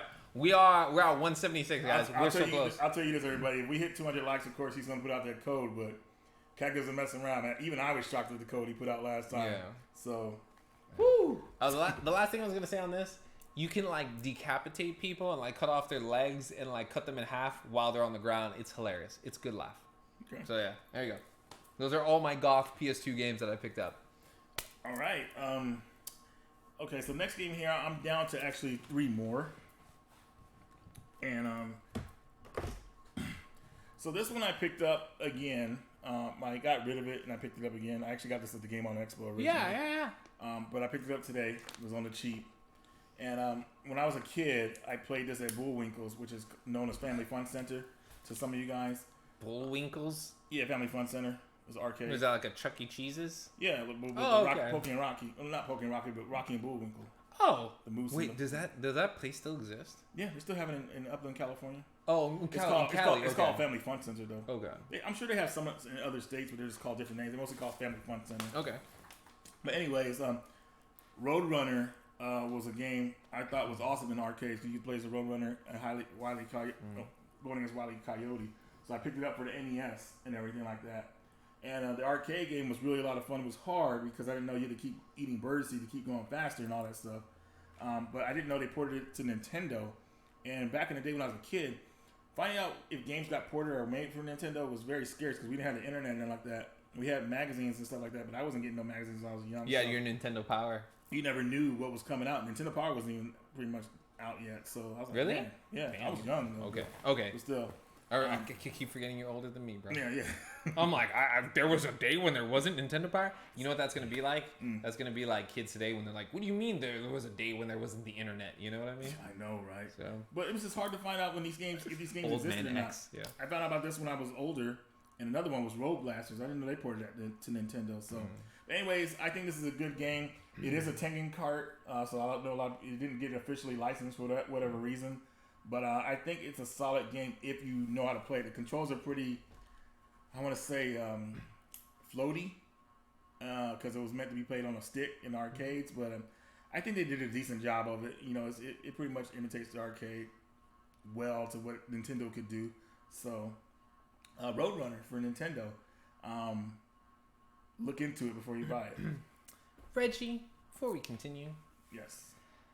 Looney Tunes characters, who was your favorite? Oh man, it's a tough one. Give me two, because I don't think you can really pick one. Well, Daffy Duck when he was silly, not like always jealous of Bugs Bunny when he's bouncing on his head, and Duck Tracy and all that stuff. That was fun. You remember Duck Tracy? Yeah. Next one I would say is it's hard to say, man. Bugs Bunny as a woman? No, Sylvester spit too much. It was gross. So I didn't like him like suffering, sucking like. Ugh. Dude, so Sylvester should be like the poster child of what you shouldn't be when you have corona. There you go.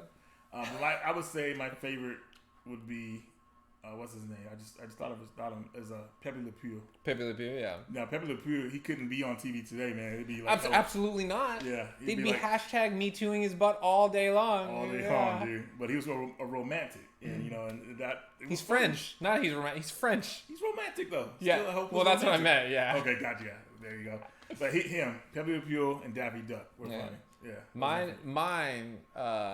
Speedy Gonzalez. Speedy Gonzalez, hands down. And I would like to have it like a team that goes in there. Mm-hmm. Speedy Gonzalez and Slowpoke Rodriguez, only because as a Hispanic, you knew people that were like that, and that was hilarious. And then I would say probably number one has to be Bugs. Just like Bugs, just being everything. Chungers, if you want. Okay. What do we say in the comments? We're almost where we need 17 more to get 200 likes. Oh, yeah. So you guys know. And in the comments, and we at 146, guys. Zane says his favorite is the Martian. Oh, Martian. Yeah. I like it when he went toe to toe with Daffy. When he would go, yeah. Oh yeah. When he went toe to toe with Daffy, I love that stuff. Chicken Hawk. He likes. Somebody says that Foghorn, whatever his name. Foghorn, Leghorn. Yeah. Oh, dude, talk about another character you couldn't have today. Oh gosh. Yeah, super. Whistling Dixie and all yeah, that stuff. Yeah, dude. Could you imagine like them playing that like in today's climate? Like, dude, yeah. It's the saddest thing about Looney Tunes. Well, when you were a kid, you didn't know what it was. You didn't know. Yeah. But now they look into everything. It's like, dude, this is hella racist. Yeah. You can't like Tom and Jerry is not shown. Like, so guys, in the comments, you know you okay? If you knew like Cartoon Network, Toonami, and all that stuff, you know who's another person that I love so much that you couldn't have today? Who? Johnny Bravo.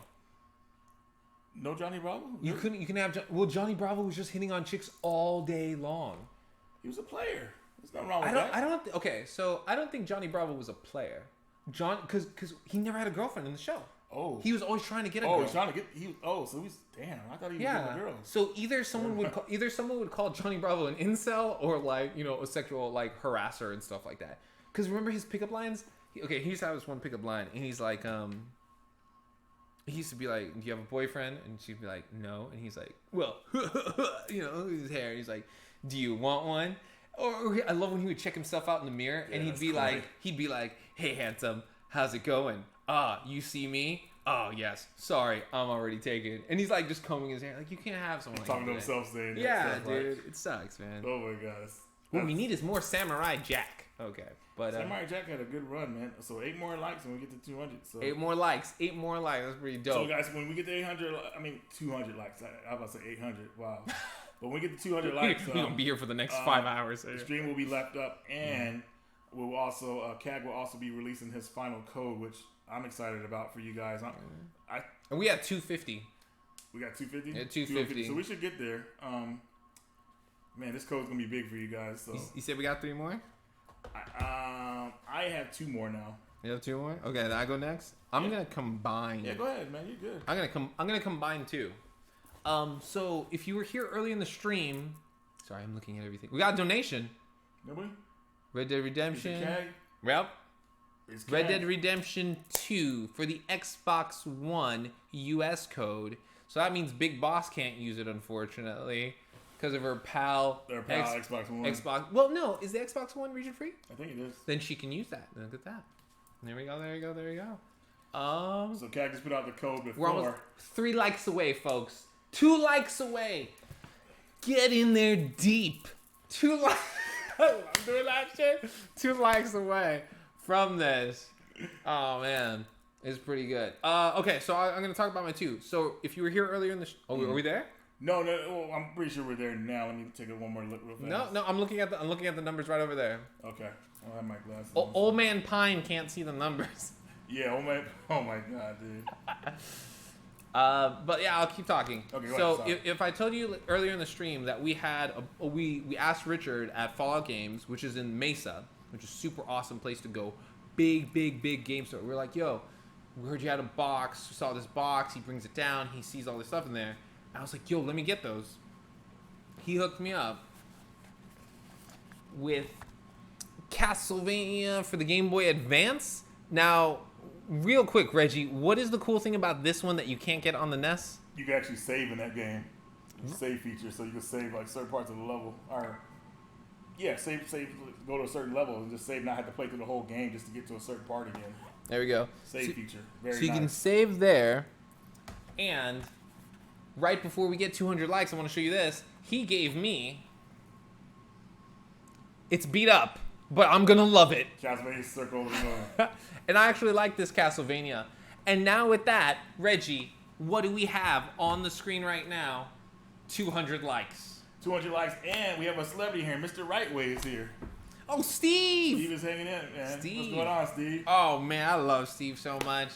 Steve, we're just showing off our pickups. I hope you're doing good. I hope your fiance is doing good. I hope your game room's nice and clean. One of the coolest things, if you don't know about, I'm trying to say it, Mr. Rightway, right? He has something beautiful that I love in his game room, which is a picture of him and a picture of his girl that is like custom painted. Have you seen that? I might have. He posted it. It's really good. Yeah. And he's like the king of like finding deals at Walmart for some reason. He got a one up arcade. I hope I'm saying this right, Mr. Rightway. He got a 1-up arcade for $1. Yeah, how you pull that off? I don't know how you pull it off. You got some skills. I don't know what Jedi mind tricks he has, but it was pretty dope. Yeah. Pretty dope. We in 200? I'm seeing us at 199. I'm seeing us at 200. We're at 200. We're at 200. We're at 200. And 100 and 250 people viewing, man. This is good, man. I'm really happy. What we got in the chat? So in the chat, we have everybody excited about it. They saying that's Goth as fuck. Okay. Thank you. Thank you. I am. Mr. Rightway is so cool, and watch him and Johnny hang out live with each other. Yeah, cool. him and John was good. Johnny Bravo was a cheek buster. You think he wasn't busting cheeks? Who's what? Johnny Bravo was a cheek buster. He wasn't busting any cheeks. So that's the thing. Like, so that was the thing. Like when I watch it, right, I was like, man, Johnny Bravo get all the chicks. But when you rewatch it, it was like he was always getting rejected. The beautiful thing about him, he loved his mom. Mm-hmm. Good guy. Mm-hmm. The little girl annoyed the hell out of him. Mm-hmm.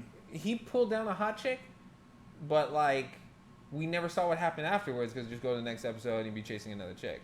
My favorite episode is when he goes to prison and they send him to a female prison, and then all the females find out he's a guy, right? Mm-hmm. And they find out he's a guy, and he's writing down like, okay, I'll have a date with you at 3:00. I'll have a date with you at 4:00, and then they're like, wait a second, you're a guy.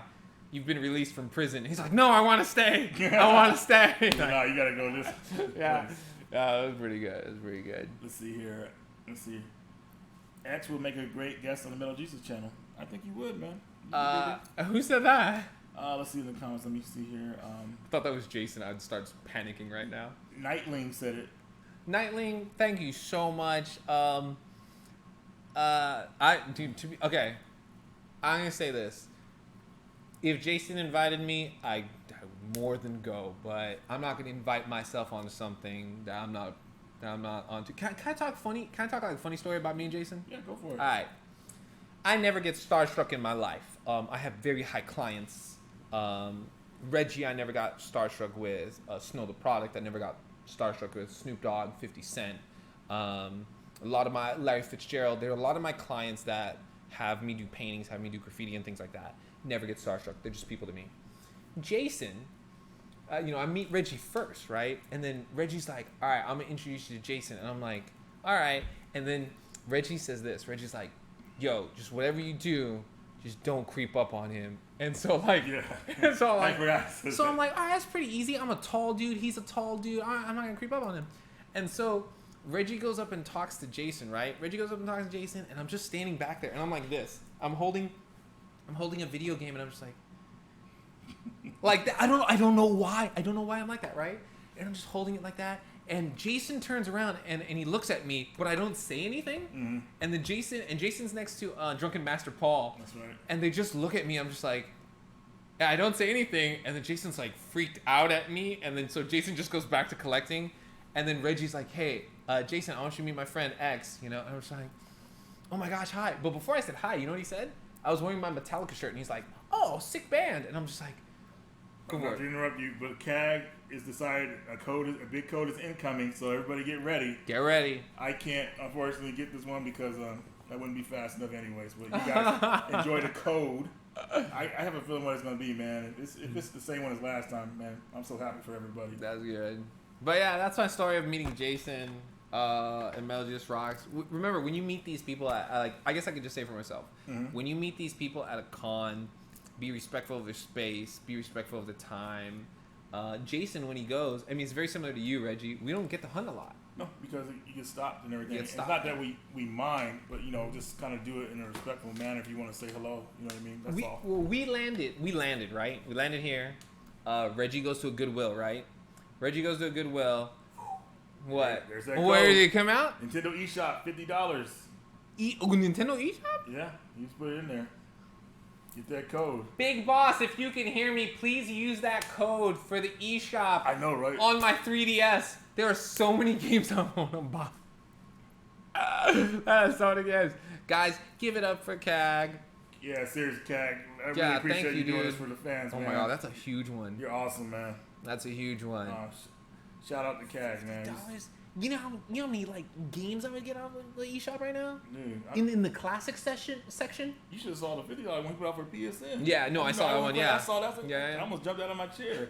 I was ending the stream right there. End the stream and just go to the PlayStation. So, all right, should we go for another one? Your turn. Are we still looking at? You can finish your story if you want to finish about, you know. Yeah. Just be mindful of people because they're out hunting and they get stopped. So we land here. We go to Goodwill. As we walk into a Goodwill that Reggie's never stepped into his life, kids are already stopping him. Yeah, that was insane, dude. The kid that stopped me. I was like, man, like you said, you're radical racist. Like, oh my god, really? Yeah, like, it was really like, sweet. It was really really sweet. nice kid, man. And not only that, but they're like, everyone's wearing the Corona mask, right? And so the kids are like, oh my god, you're right. And also the kid was starting his own YouTube channel, Skinny Gamer. Skinny Gamer. I couldn't find there was a bunch of Skinny Gamers, so I couldn't find his right channel. But you know that was his channel was called, so it was really cool that he was trying to do his own stuff. Ah, the code's gone. Yeah, that's good. We got these people just waiting to type it in. No, that's good. Love you guys. It's good. Yeah. Someone said Space Asteroid said CAG is my hero. He's a hero to us all. You know what CAG is like? He said it's gone, and I was quick. Yeah, no. Big Boss messaged me, and she's like, God damn it, X, your 3DS isn't connected to Wi-Fi, so I couldn't get the code in, and now it's gone. CAG, you're awesome. Big Boss, you're awesome, too. I think the people get it so fast because they have their phones ready, and they have the app for you just put the codes in and copy and paste it, and boom. That's cool. That's good. They should. Yeah. That should. This is fun. CAG, you're awesome, dude. You're awesome. CAG, man. Dude. Man, yeah. I'm happy for everybody. You're next, bro. Okay, so next game we're going to talk about here. We hit 200 likes. Thank you, everybody, for that as well. And CAG, again, thank you. This game I got because it was sealed, and it looked pretty cool. It looked funny. This is called Chicken Shoot for the Game Boy Advance. This is it's a shooting game where you shoot chickens that fly in the sky. The reason I picked it up, it seemed very animated with the sprites and everything like that. It was funny. It seemed like something you could play in short bursts pretty much, and I like that type of stuff. So it's not a common game. It's published by a company called DSI Games, which one of the reasons I picked it up is because of them, because they made Wade Hickson's Counterpunch, or published that game. Ooh, you know who Wade Hickson's Counterpunch? Yeah. It's one of the coolest boxing games since Punch-Out. And also... I think they also had Robert Beck's Counterpunch too, right? Yeah, they sure did, man. Yeah, Counterpunch all the way to... yeah. CAG has put out another code for everybody. Horizon Zero Dawn Complete Edition, so grab that while you can. For the PS4. For PS4. Ooh, that's a goodie. But I picked this game up, man, and I think it's pretty cool. And I mean, for $5, I couldn't not pick it up. Obviously, it's complete in box sealed, so happy to have that. And then my last game is coming up in a bit, but you should probably go over your a couple more games before you go to your last one. Okay. I know what my last one is. So so this is cool, right? We went to Zero Records. Zero Records is literally a record store, pop culture store, and then they have used games. So that's really cool, right? Mm-hmm. Bought one of the games that we thought was going to be great. We opened it up, and it was broken in half. And I was like, damn, dude. So we go back, and I traded in and get some credit, and we went to a different Zero Records to trade it in, which is really cool. You don't have to go back to the same store. You can go to a different store. And this was there for now it shows it there what the price is, but when they scanned it, it was $1.19. So Pitfall and the Mayan Adventure. This is a game I used to watch the commercial for. I used to see it in all the Nintendo Powers and stuff like that. It's just super dope, and it's a game that me and my brother played, especially for the Super Nintendo. Right. So very dope that I got this Pitfall there. Something to add. Oh, and it's factory sealed too. It's factory sealed, so that's a cool thing.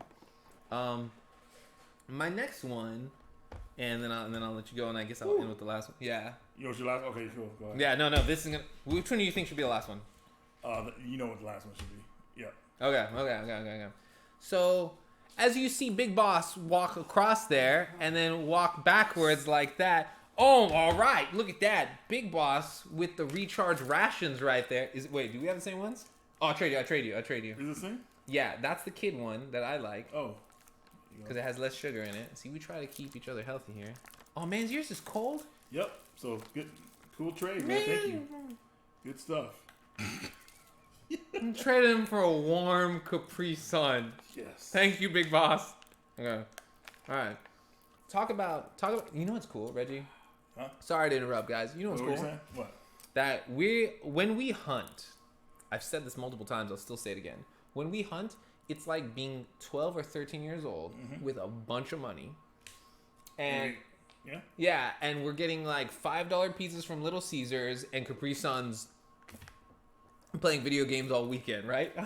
So, when I go hunting, I just don't hunt for myself. I hunt for my friends. I'm like the Boba Fett or however you want to call it of finding games. So, we got a donation. Oh, that's a good one. What? I missed it. He got Burnout Paradise remastered for the Xbox. Oh, for nice, the Xbox dude. One. That's a very good one. That's for everyone laughing in the comments. I thought Cag was done, man. He's not done with you No, guys he's yet. not. So hang around. He's not. But like I said, I hunt for other people. So I was hunting for Big Boss the other day.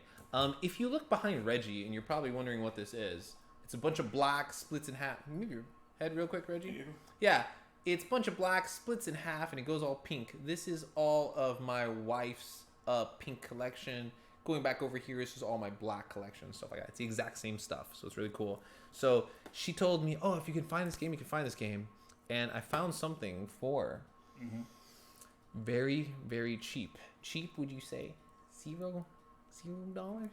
Cheapskate gamer? Well, I bought a Nintendo Wii at Goodwill for $10, and I traded in, and I got this. Complete. Nice, dude. There you go, Pokemon. I know. I don't think many of your fans are Pokemon fans. I don't know. If you are a Pokemon fan, type Raichu or type Raichu. You're gonna type busting cheeks, man. Type busting cheeks. You already know that, yeah. Pika busted chica. In the comments. But I picked this one up, Ruby, for her, and so that was really cool. And it's complete. So I've never played Pokemon games really, with the exception of Pokemon Go and Pokemon Snap, but it was cool to pick this one up. So yeah. All right, Reggie, your last one. My last one, folks, and this is actually the first one I actually got. We were still working on one more to get, but hopefully I'll get that before I leave. Yeah, but a big one. I saw this here last time, and I thought I owned the game, but I didn't. So I was like, oh man! But came back to the store, they still had the game in the same spot, and this is for the Game Boy, Mickey's Dangerous Chase, complete. So this is a platform game that kind of plays like Mario 2 in a way, where you pick up stuff and throw stuff at your enemies instead of hopping on them. Also, you can't hop on them, so yeah. You can't hop on them or nothing like that because you'll be damaged or whatever like that.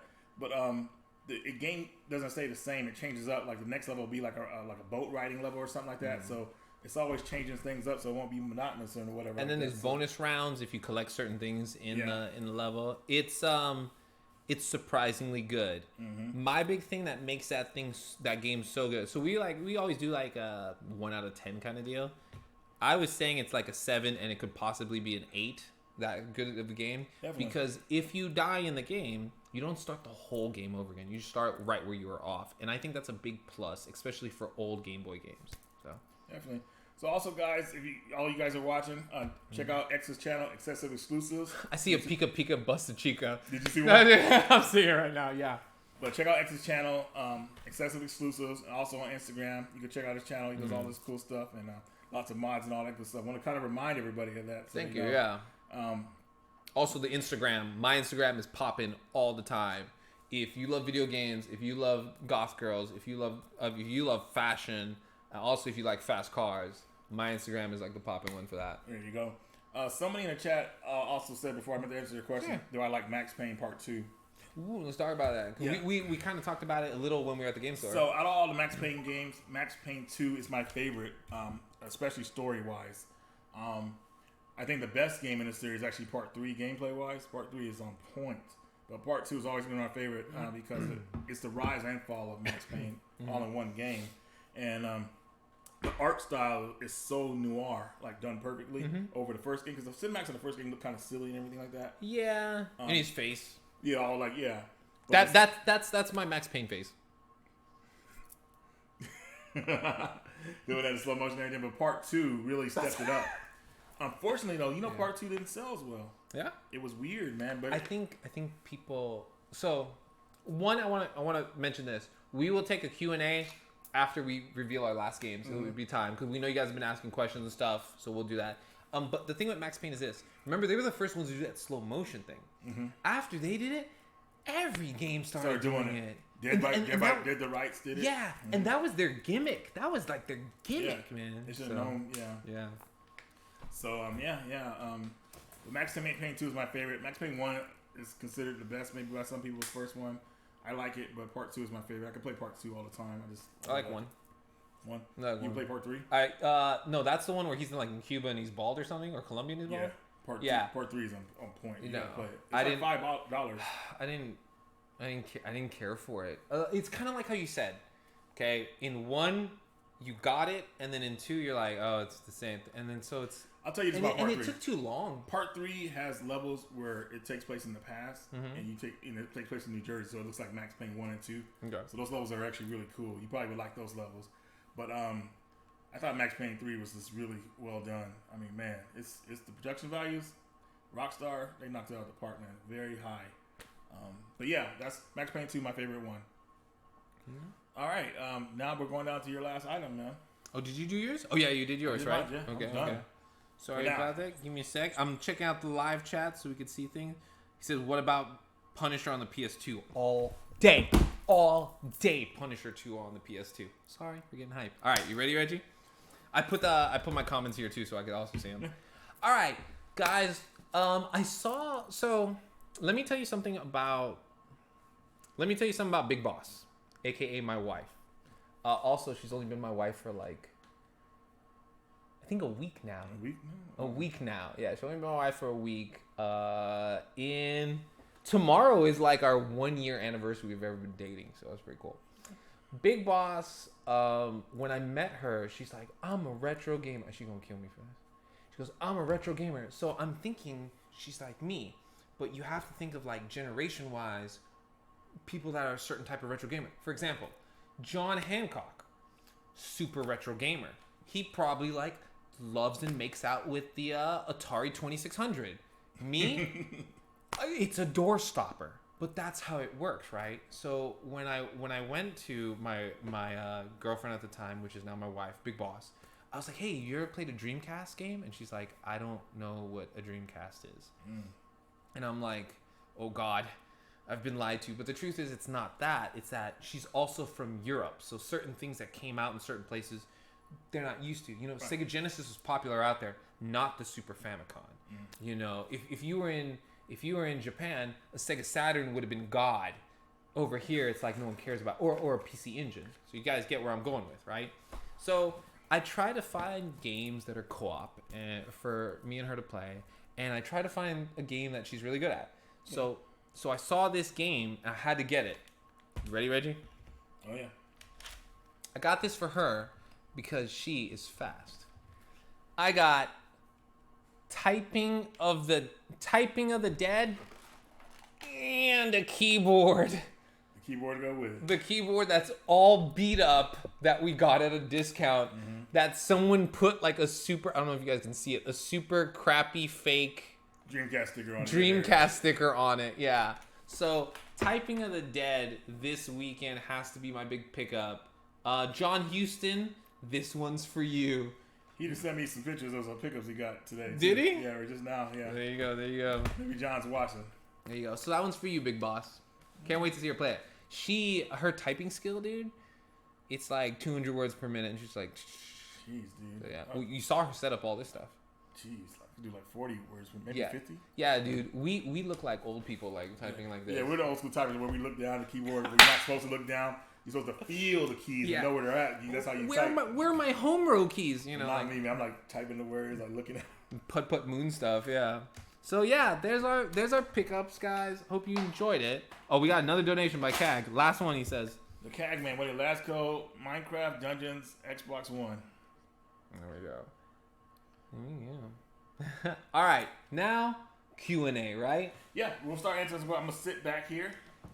Same. We're gonna chill now. Put on the specs. Hope you guys like my boots. So you can see what's going down. Mm-hmm. Yeah, guys, we'll see what questions. I hope the audio is good. Typing of the Dead was actually pretty fun when we were doing it. Yeah, it's fun. It's just funny too because it's exciting because it's tense. It makes it like you really got to type something really fast and everything because the monster's coming after you. I liked it. I thought I was gonna be better at it than I was, and I kind of was, but I messed up. You know, you get nervous because if you spell a word wrong or miss a key, it won't input anything. So you have to start all the way over, like on the word, not on the word, but like halfway through, and then you have to look what it was, and it just takes the feeling away pretty much. It's exciting though. I'm similar to Miami Sunrise. Miami Sunrise he said my words per minute is like 4, and I'm like I'm the same way. And you know what's funny? I thought I was gonna be good at it because I'm so used to texting. Yeah. And then I get on this and I'm just like, oh dude, god, yeah. What good texting was it did? Huh? Texting of the day. That'd be cool. It'd be a mobile app. Yeah. It'd be a mobile app. You know, it's not like you can plug your phone into your Dreamcast. You know what's cool about the game, everybody? That it's pretty much a remake of House of the Dead 2, but your character, instead of a gun, he has a typewriter on his back, which is hilarious. I thought that was funny. Is Sarah Mario? No. The Star Crew checking in? No. Someone asked a question. What games? Well, let's go for this one. Mike Davidson says, I want to know what games are high on Reggie's and Sarah Mario's list. That we're looking for? Yeah. They're all heavy hitters for me, man. So it's not really that much fun. But I definitely want. What's that game called? I forgot what it's called just now. It's What system? PS1. Okay. I've been looking for it for years. But it's Japanese? It's Japanese. Import? Of course. Okay. I can't remember what the game is called right now. It's been so. Does it have a vowel in the name? No. What? Not that I remember. Did you hear what I did? What? I said, does it have a vowel in the name? You mean vowel? What do you mean? Like consonants and vowels. Letters, son. What the hell why would you ask that? Because it's a stupid question and I wanted to mess with you. Anyways, now the game is called I can't remember what it's called. That's how bad it is. How long it's been. But the game raised in price too much, so I never picked it up. Let me look it up real quick. While you do that, I'm gonna answer a question. Mr. Rightway says, when can I get my AC adapter? Your AC adapter should be there. If it didn't come in today, it should be Monday. I checked the tracking on it. Sorry. I accidentally sent a massive package to a friend and a console, and I sent all the wires with the exception of one wire, like a dummy, so my bad. Rodney says, what you got? Do you like Mortal Coil? Oh, Mortal Coil. Yeah, I do. So someone's asking, do you mind if I answer this, Reggie? Keep going. I'm going to be looking at what my game is called. Rodney C says, what's up, X? So you're goth. Do you like Mortal Coil? I do. And I think he's asking like what kind of like music I listen to. That's like goth. I'm not going to listen to like crazy metal. It's what you're in the vibe for. I do like The Cure. And there's a lot of German bands that I like a lot. Just what I like. And I do love a lot of cybergoth and a lot of cybergoth music, and a lot of techno and dark techno. But yeah. X, what's your Nico Blue says, what's your favorite Castlevania game? Should be an easy one. Super Castlevania 4. Yeah. Oh, no. I'm gonna take it off. What? Symphony of the Night. I always forget Symphony of the Night. Everybody says that. Choose something else. You just don't like it because Alucard got his cheeks busted in season 3. Yeah. Oh my god. And we'll be talking about that on the podcast. There we go. A lot of questions. Hey X, the Alone in the Dark on the Dreamcast. What do I think about that? We saw like how many copies of Alone in the Dark this whole week? Almost every store we went to, we had one, and they were like going for $20 to $27. Yeah, we even saw them for like the Game Boy Color. We saw them for the PS3. Mm-hmm. Is it PS3 or PS2? PS1. PS1? No, but there's another one. PS2? Well, Alone in the Dark? That one don't get. It's not worth. It's totally different. But I mean, we saw it. Yeah, it's not. Ugh. We saw it. Saramaru, describe it to me, Reggie. He says. DJ, it's that one game that came out on the PC Engine, but it got ported to PS1 where you play as a mech. It's like a beat 'em up. I didn't know DJ was in the chat. Yeah, I didn't know he was DJ in there too. Also, Saramaru, I just want to say I love your streams, guys. Polymega is sick, and if you want to learn more about imports, whether it's Saturn, Neo Geo, whether it's SNES, whether it's Mega Drive because they don't have a Genesis over there, go to Saramaru's channel. It's absolutely fantastic. Yes. Every single time you're learning about something new. The way we learn about games that we want is actually by watching Saramaru. The knowledge he has. I don't know if he still does it. What is the thing where he puts in Gachapon or something like that? It's the Gachapons every time. Yeah. Yeah, Gachapon is dope. If you don't know what that is, then you need to subscribe and go see that stuff. Thank you. DJ got it right. He picked the game Mad Stalker for PS1. What's it like? It's like a beat 'em up mech game. It's pretty simple. It's like we gotta watch that. It's like a beat 'em up. Yeah, we'll look at some footage later tonight. All right. But that game, I found out about the game about I want to say like 5 years ago, and I wanted to pick it up. It was just after I got a lot of my other imports already, so I had spent a lot of money, so I was like kind of like burnt. Yeah. So like getting another game for like your wallet was $100, burnt. like, Yeah. dude. Yeah. So I thought I'd wait on it. Obviously, not a good idea when it comes to imports because they raise in price, and it's become a lot more than it should be now. But I think if I if I talk to some friends in Japan, I'll be able to get it. Like they'll be able to find a copy for me when I eventually get ready to get it. So I'm not really worried about it. But Mad Stalker is one of them. I'm trying to think of something else that I've been wanting that I haven't gotten yet over the years. But it's hard to think when someone asks you that question right away, you just totally forget everything. It's like what? Not me. It's not me. It's hard to know what I want. Okay, here's the nerd in me. I go to my Google Docs. I have an Excel spreadsheet of every single console and every single game that I actually want, and they're color coordinated. And I know what you're saying, but you can use an app for that. And it's like, but I know how to use Google Docs. Oh, another one. Metal Slug 3D. Metal Slug 3D is very dope. Very dope. I know it's not everybody's cup of tea, but I like the Metal Slug games, and them trying to push the 3D version I thought was pretty cool. Dan the Man asked this: have you guys played Night Creatures before? Nightmare Creatures? Nightmare Creatures. Sorry, I said it wrong. Nightmare Creatures. I have not, but I own it, and I know it's like a action survival horror game where you don't have guns, you just have regular weapons. You have like a staff. Yeah. It was very like a lot of people liked it back in the day. Like it was highly praised, pretty much. Even came out on N64, I think. I have played it once, and I didn't even get to play all of it because I own the demo disc for it, and it was actually one of the games that I was hunting for this weekend and we couldn't find. So there you go. Mr. Wright says about time. Love you too, Steve. Love you too. We talk about you all. We talk about you a lot. Earlier today. Yesterday. Yeah, man. Saramaru. You'd like to first go. Let's see other questions. Hey, Reggie. Yeah. Have you played Mass Effect Andromeda yet? I have it, and I'm really liking it. That's from I Richard. like it too. Okay. Originally, Jason let me borrow it a couple years ago, and I got pretty far in it, and I liked it, but I gave it back to him. So I recently picked it up about, I want to say a couple months ago. I did it in a pickups video, and I like it too.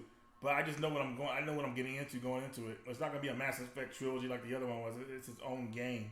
So I like it. So yeah, definitely. What is your favorite? This comes from DRS Gaming. What's your favorite? I'm assuming he spelled shooting game and not shotting game. Shooting. Hey man, I mess up all the time too. Go for it. My favorite shooting game? Yeah, I wonder if he means like light gun shooting game. Are shooters like let's keep it at light gun. Let's keep it light gun. Also, we're at 237 people. I really like the one I could go into like really play a lot. Time Crisis. Which one? Definitely the first one with Richard Miller. That one's awesome, dude. The third one's good too. Yeah. I love the intro to that because it's like a corny action movie, but it's like awesome. Yeah. I love that one. For me, it's Time Crisis. It's number 3. Time Crisis 3 is 2. 3 is for. 3's for PS2. Okay. That's the one where they go to the island and the boats and everything. Okay. 3 is the one that I like. Why? Because I used to play in the arcade all the time. If you live in Phoenix, there's this place called Castles and Coasters. It's still there. It's like this. You go do rides and you play miniature golf, but inside the actual castle, like it's Aladdin-like castle, all arcades. And I was, we should go there. Damn. I didn't think of that. We should go there. We'll take Big Boss with us. Yeah. Big Boss, we're going to Castles and Coasters.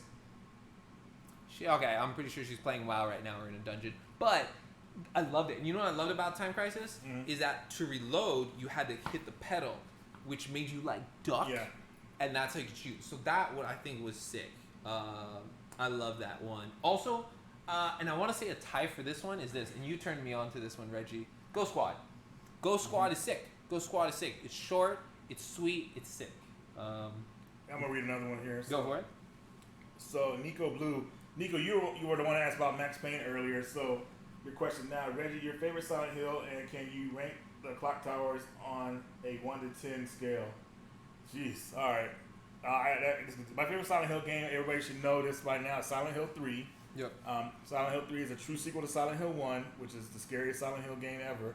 I know a lot of people like Part 2 for its story and all that Pyramid Head and all that stuff, but I feel like going to the horror element, I really think Part 3 was and 1 are the best ones. Part 3 being my favorite. Part 3? Yeah. Well, okay. Silent Hill. Can I, yeah, question, because you gotta educate me on this one. So I only beat 1, and it was the very first one. In Silent what?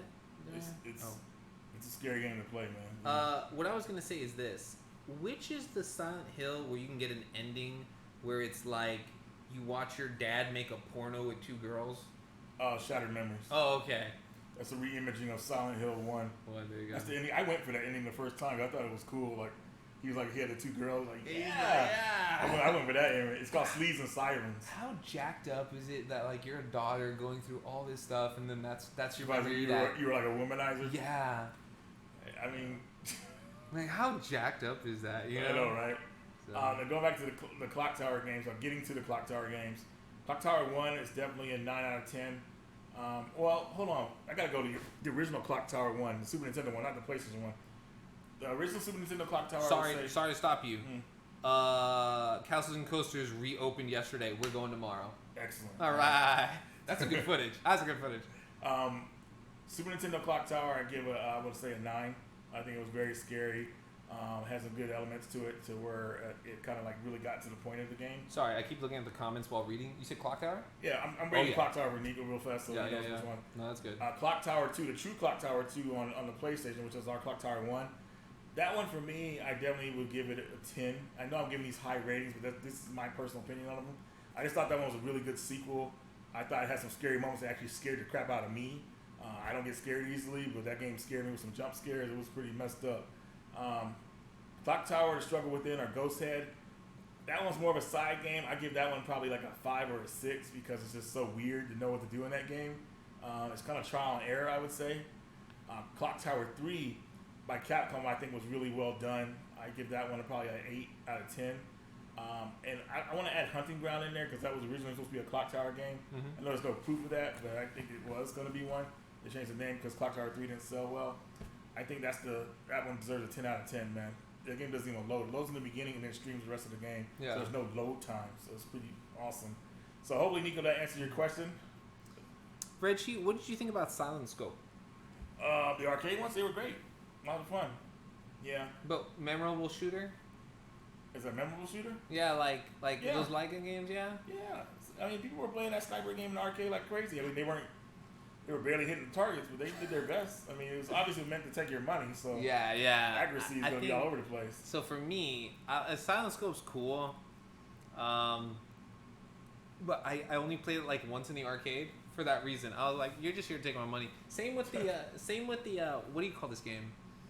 The Simpsons, the 4-player beat 'em up. Yeah. That was like to take your money too. Oh yeah. You know. That game was fun though. Yeah, man. it was. I remember that level with the big Kirby balloon head that would clap you and everything. Yeah. That was insane, dude. But the best beat 'em up that I enjoyed arcade wise. Oh no, this is gonna sound blasphemous, but it was the X-Men one. 6-player one? Yeah.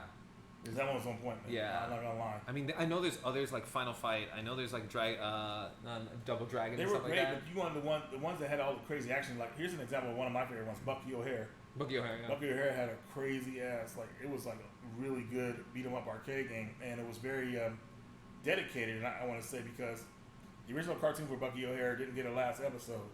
The arcade game is the final episode of the story, and it's like darker, so it's really cool. But yeah, what's our next question in there? Hey. I'm trying to see. What are my thoughts on the Polymega console? Would you guys get it or not? Have you seen the Polymega console? Oh no, I'm getting it. Oh, that's a must. I will get that before I get a PS5. You know what it costs, right? No. So people educate them on how much it costs right now. How much does it cost? I'll let them tell you.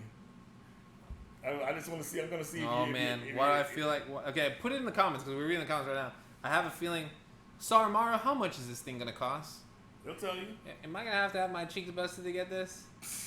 Am I gonna have to have a what is it? OnlyFans? Yeah. Am I gonna have to have a OnlyFans just to get my what do you call it? To get my what do you call this thing? To get my Polyomega? It's not. It can't be that expensive. It can't be more than the. How much do you think it is? I think it's like $200. No. 300? No. 400. See. Okay, I could do that. Okay, if you're good with that, you can. Well, because it's like buying a new console.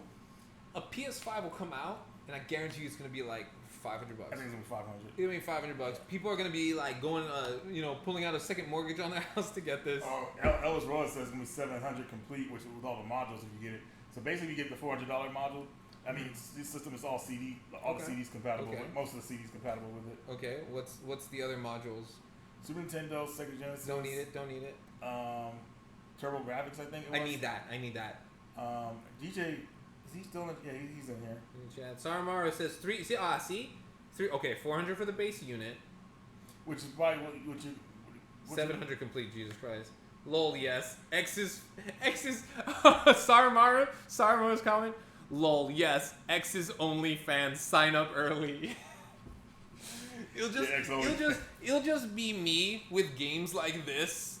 For $10 a month, you can get this. Oh, that's what we're gonna talk about on the podcast, e-thoughts and stuff like that, and why people are all mad at all these white knights donating money. Like, do whatever you want.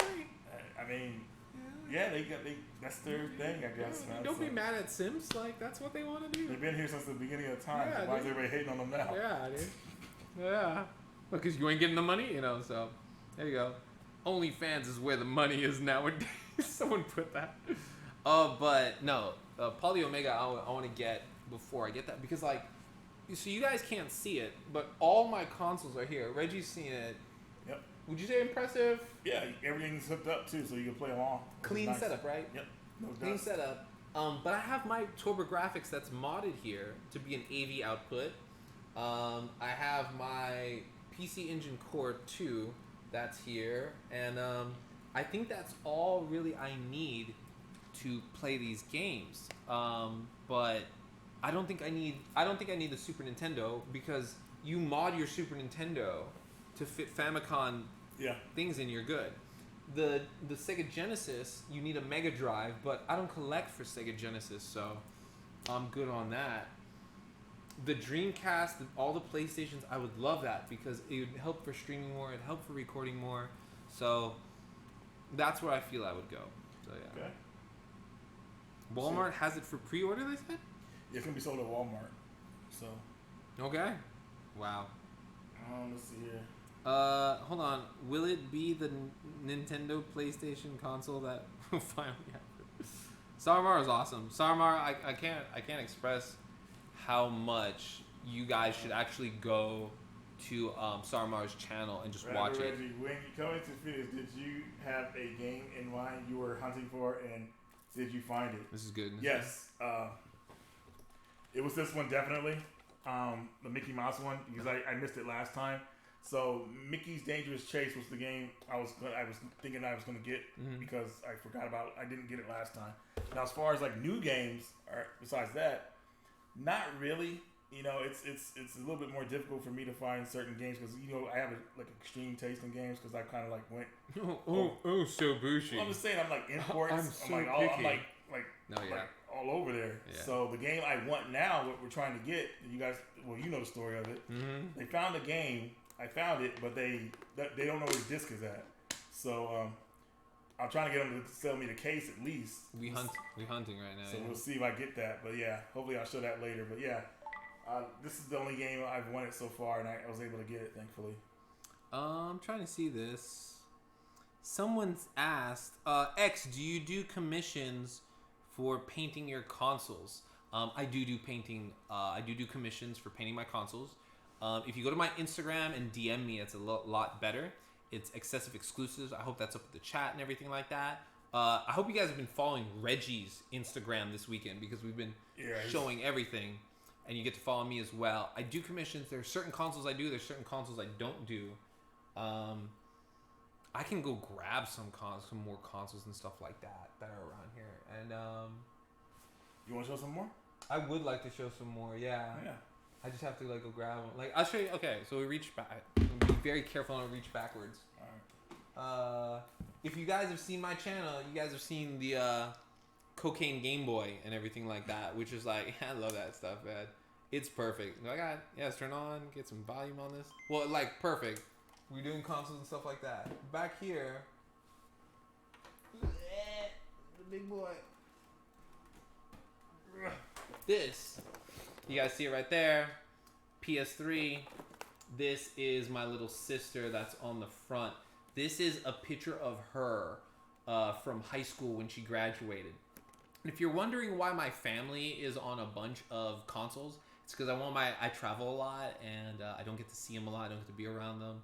And so I have them here and things like that. I'll go grab some more. I'll show you some more detailed ones that I have. But I absolutely love it. And all of them work.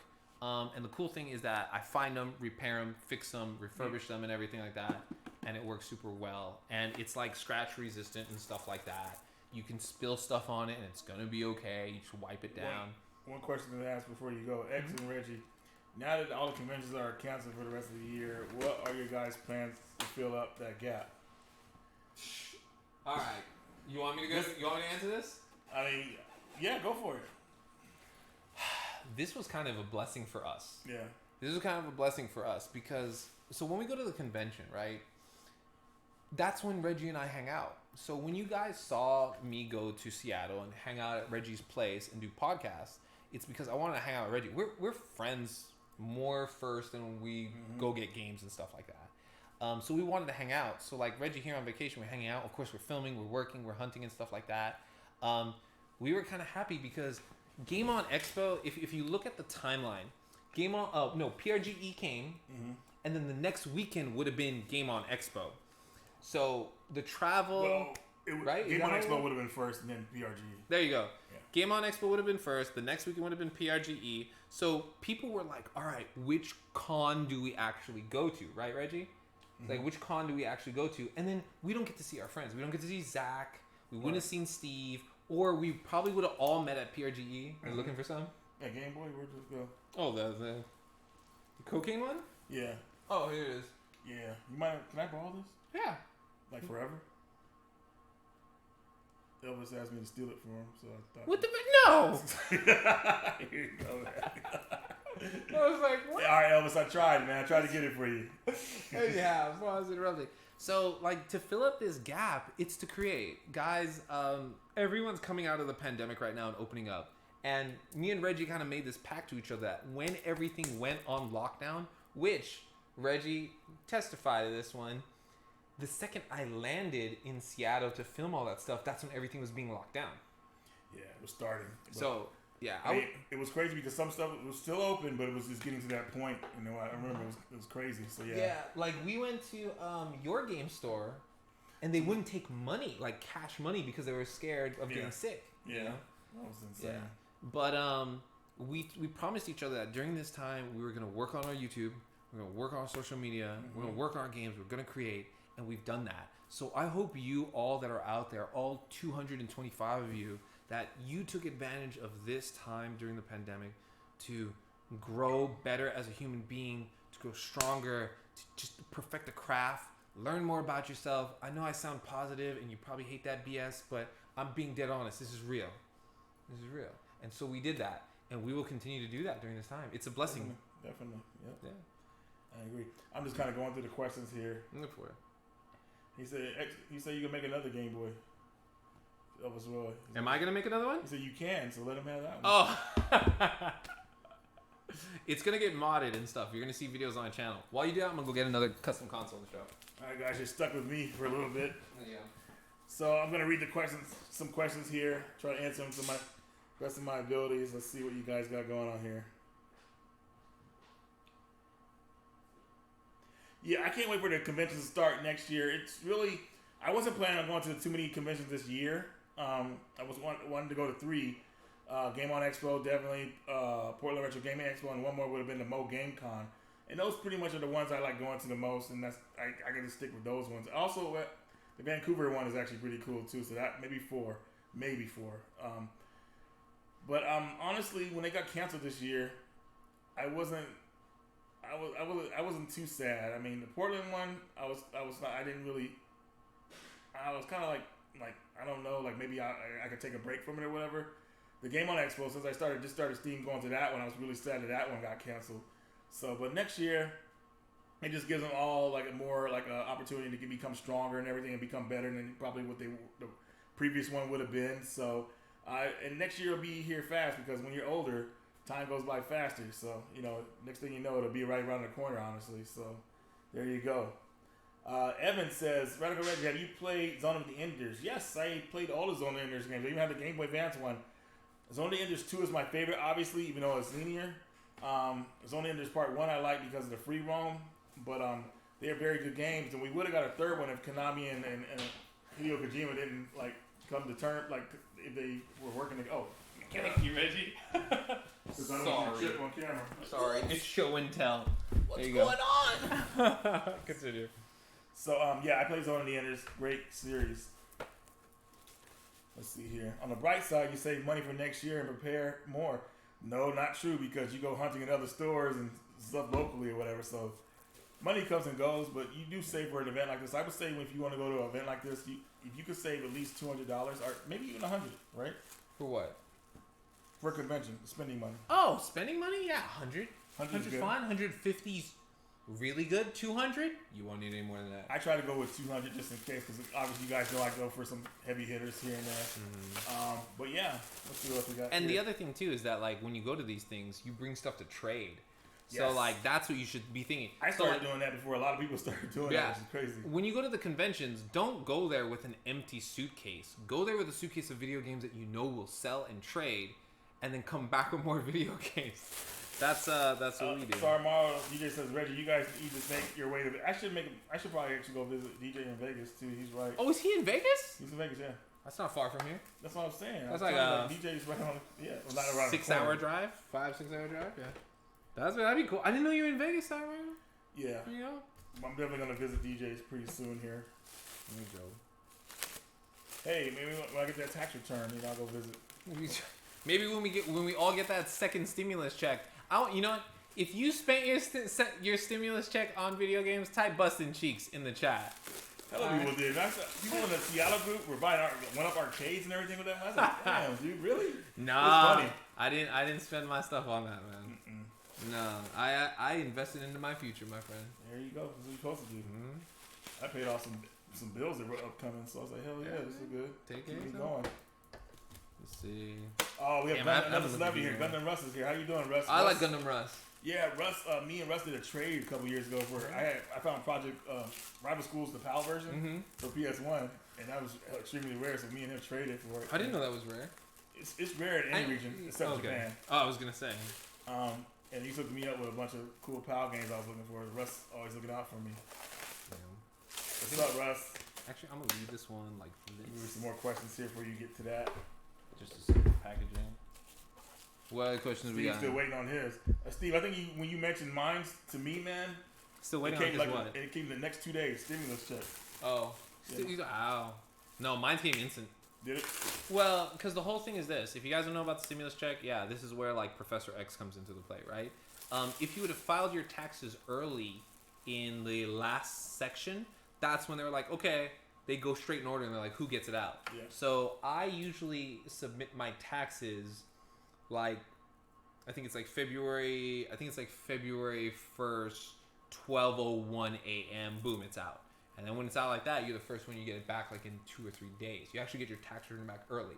So that's how they went off of this. And then a lot of people thought they were like, they're married, they're going to get $2,400 as opposed to $1,200. But the truth is they went off of your last taxes if you were married or not. So it's pretty cool.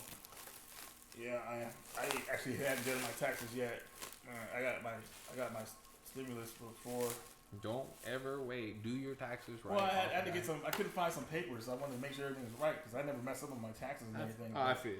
So and then the other thing too is like if you're like me where you have multiple businesses, it's like takes a while. Takes a while. Yeah. You gotta get it right. Yeah, I got these. So I actually ended up getting my stimulus, and everything. Like it was already in my account and everything because it went off my previous tax return. Okay. So I was like, damn, cool.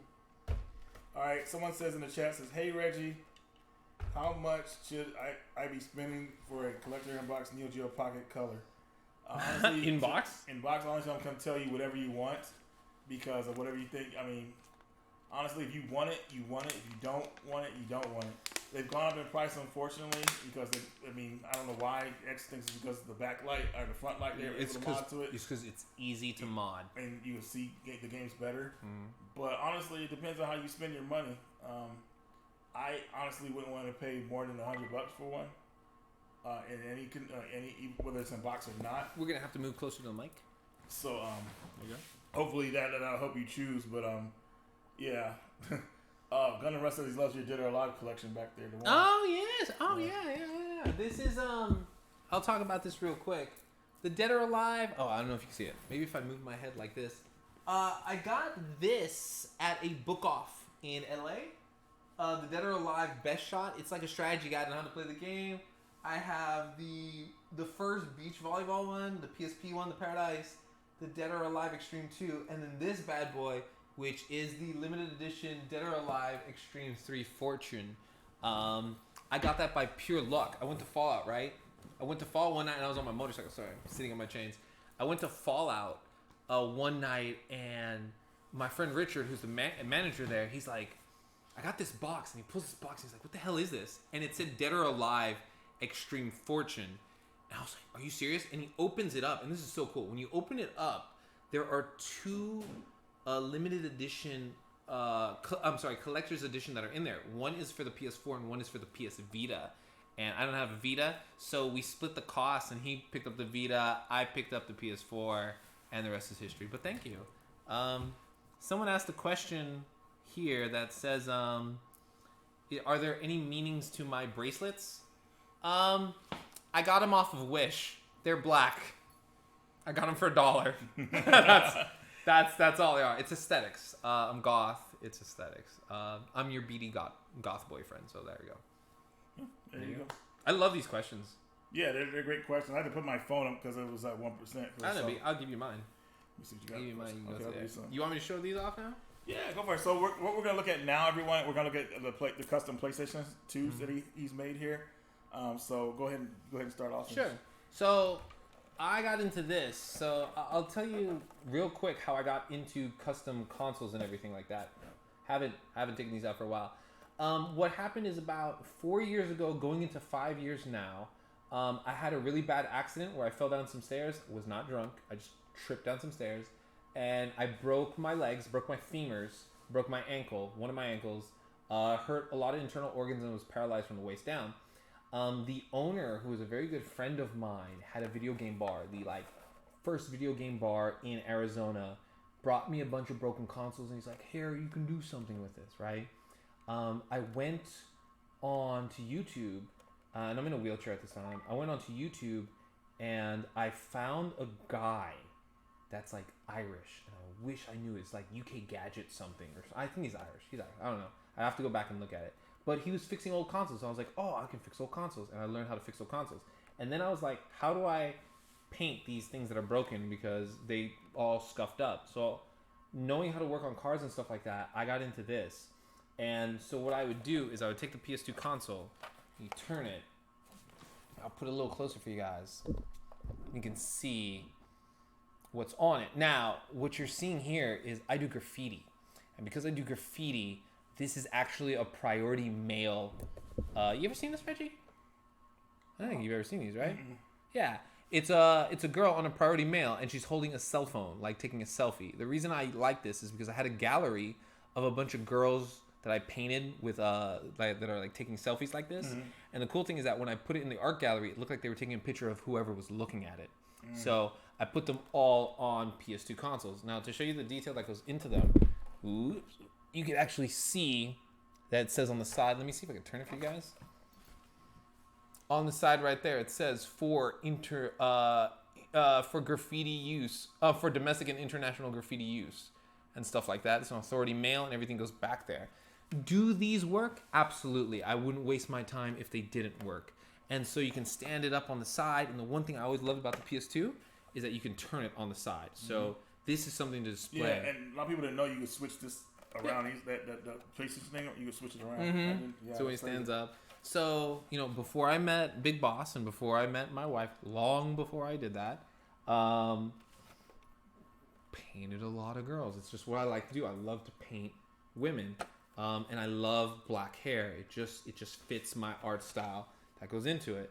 So like, here's another one of a girl that I met at a convention named Ruth. And so she's like super cool. I wish I could give you guys her Instagram. It's not coming to my mind. A little brush I just put on there just now. See like this little sticky stuff that's right there? If I give you a wet cloth, this comes off. So these are actually, when I paint these are stain resistant. They do not fade. And at the same time, all of these you can wipe down and clean.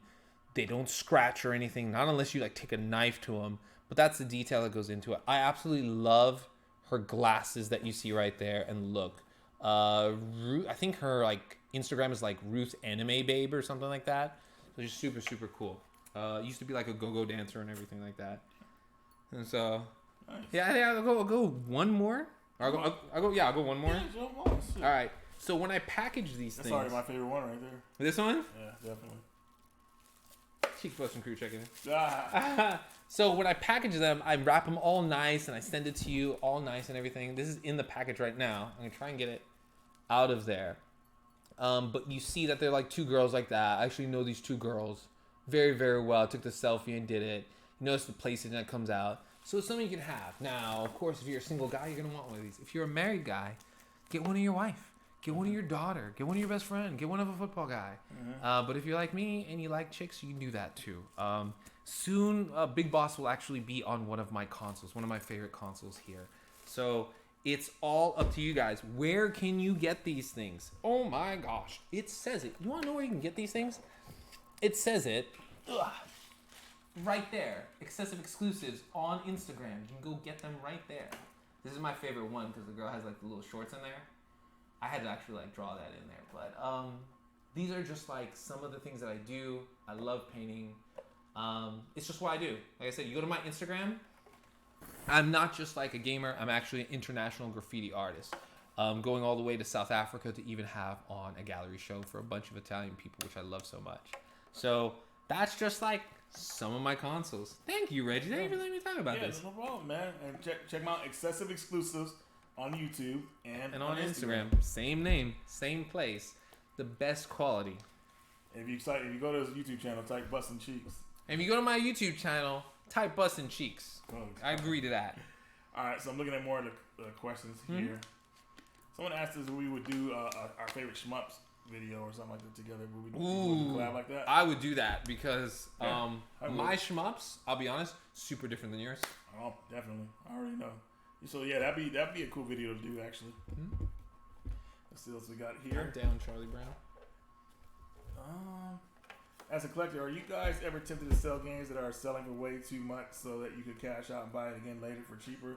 I feel it's a big start to a good strategy to start collecting cheap. That's an interesting question. That is interesting. Have I done that before? I may have done it once with a game that rose in price, but no, I don't think I have. Actually. Oh, I know I did, and Really? I know the What game too. What game? I know the game, Resident Evil 2. Ah. When the remakes started coming out for that thing, do you remember that Resident Evil 2 was like a $20 game, jumped all the way up to $80? I had 3 of them. I was like, hell yeah! and you know where I sold them the most? South Africa. Yep. When I went there, because everyone was like, I gotta get this. This doesn't come here. I was like, yeah, this is what you pay for it. And people were like, that's outrageous. I'm like, that's the U.S. price. Pay it to get out. And they check your fishing rod. Yeah, try to Bowie knife. There. And so when I got that game is now gone down to like $25. Yeah, back to what it was. And I bought it for $25. I would only do that if I had doubles. I usually keep my originals because of like sentimental value, whatever. I remember buying them or whatever. Because I bought a lot of my stuff when it first came out, so I still have a lot of my originals. Yeah. And everything. So. Oh, you know when's? Oh, sorry to interrupt. You know when's another time I did that too? During the pandemic that we're in right now, GameCubes here in Arizona, GameCubes were going for like $80 to $95. That's insane. And I was like, take these. It. Yeah. So there you go. Okay. And let's see here. We've been streaming for how long now? I don't even know. Big Boss will probably tell us how long we've been streaming for. And Big Boss could let us know. The Last Dance art piece you have on Instagram. I want that. So Cag looked at your Instagram. Cag hit me in the DMs on Instagram. That piece is actually for sale. So we can talk price and shipping and everything to you, and everything's really taken care of in a nice way.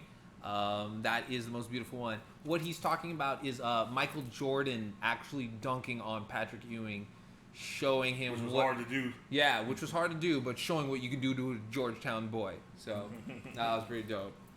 Let's see here.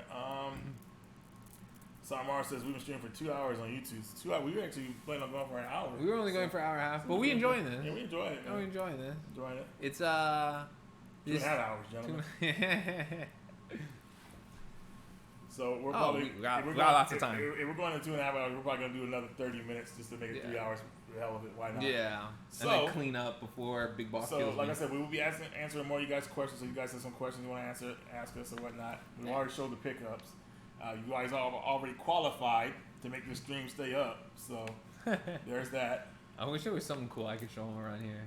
It's pretty cool stuff, man. I mean, oh yeah, we would have to move the camera though. I would just bring stuff in here. There's more stuff out there. I like my whole Metroid. I'm a big Metroid fan, guys. We wanted to stream that game. Zero Missions is what we want to stream for you guys. Yeah, we changed it into this stream here. Yeah. But let me see here. Why did I do that? Because you rotate it, but that's what everything is. We got a donation. Oh, donation. Yeah. Easygoing Gaming. Is that a channel? You guys have any predictions for PS5 reveal event, or just any games you would personally love to see revealed? Love the podcast format, by the way.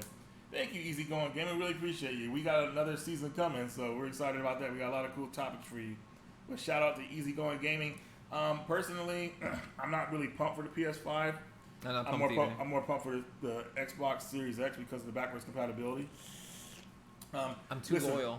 Too loyal. It's not that I'm not loyal to PlayStation. It's just that they're not showing anything and they're keeping everybody in secret. So I'm not gonna I'm not gonna fawn over them. If they're not showing me anything I want to see. So they're taking their time. So I'm looking somewhere else. I'll eventually get a PS5, of course. Yeah, I'll get a PS5 too. But I never get systems on launch. So the Xbox System Series X I'm more excited for because they're actually listening to fans. They want backwards compatibility. They are giving that to them, which is awesome. So good on Xbox for doing that. As far as looking forward to PlayStation stuff, I mean, I don't really see a big gap in the look of games from this system, this generation to the next one. I mean, I see games running better. I think that everything's going to run a lot smoother. But as far as like a big gap in like graphics and all that stuff, I don't see it happening really. And at least not in my opinion. Unless they're able to do some 8K type stuff. I don't know.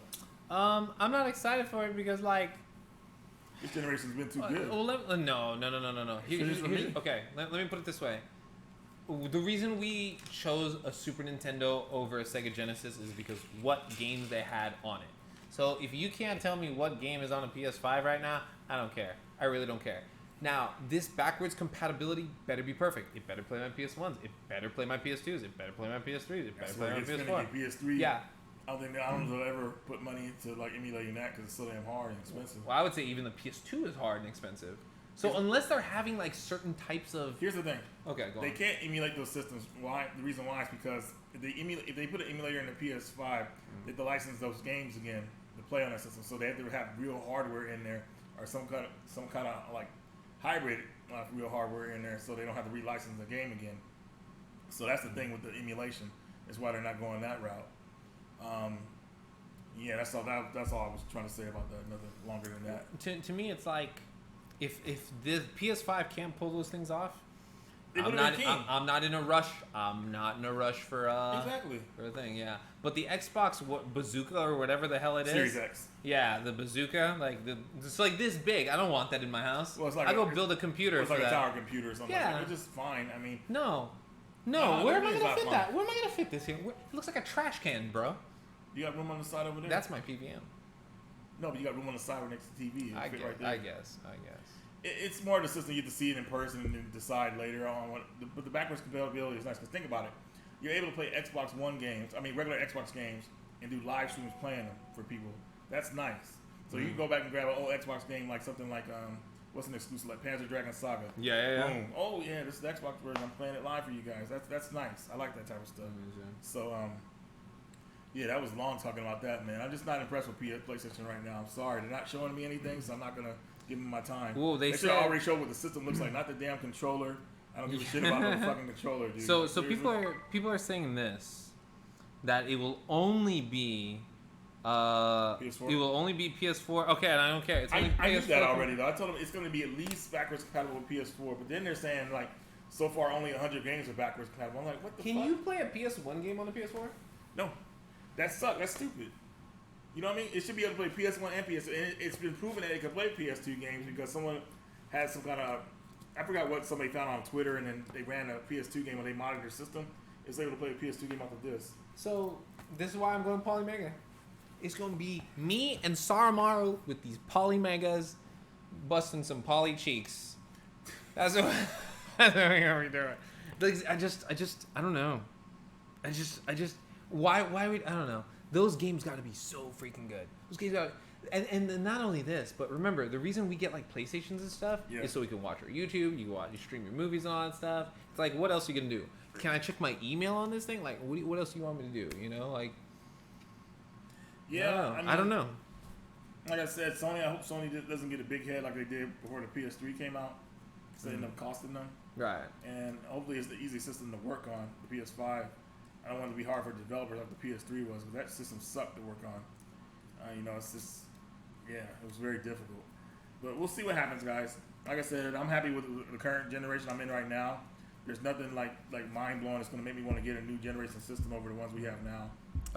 One quick question. I'll answer it in probably 2 words. It says, I see Gran Turismo games in the back.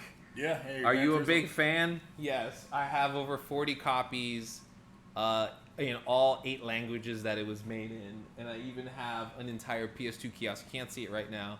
It's an entire PS2 kiosk dedicated to Gran Turismo 4. But yeah. Okay. Can you bring the wife and crack? Aww.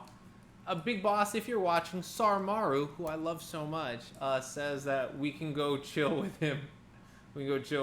She's never been to Vegas, and it's one of the places she actually wanted to get married in Vegas. Did she? Yeah, and I was like, we're not doing that. You honeymoon in Vegas? You ever seen that movie? Well, yeah. I was gonna say, you ever seen Tupac in Vegas? No. You ever seen Suge Knight in Vegas?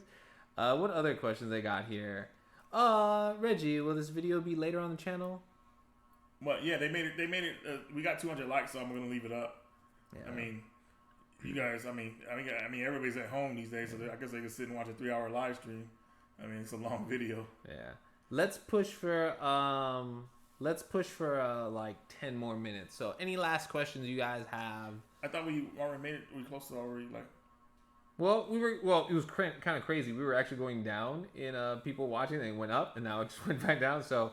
I would say we just hit the last 10 questions, because we gotta get filming. Yeah, that's true. And we're filming tonight too.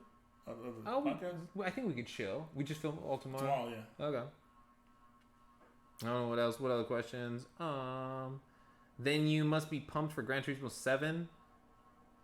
Oh yeah, I totally forgot about that. Oh, wow. You know what's okay? So let me tell you about Gran Turismo 4 and me. I've been playing Gran Turismo 4 for I think what is close to 10 years now. Mm-hmm. I think it's about 10 years. No, it's longer. I think it's 15 years that I've been playing Gran Turismo 4. Why? Because my favorite cars are in that game. All my settings are in that game. I just run it and play it. Only recently in the last year have I been playing Gran Turismo 6 for the PS3. Why? Because it has a Corvette C6 in there. The Audi S4, which is like a very special Audi in real life, is actually in Gran Turismo 4. I had that car. That's the car I just drove all the time.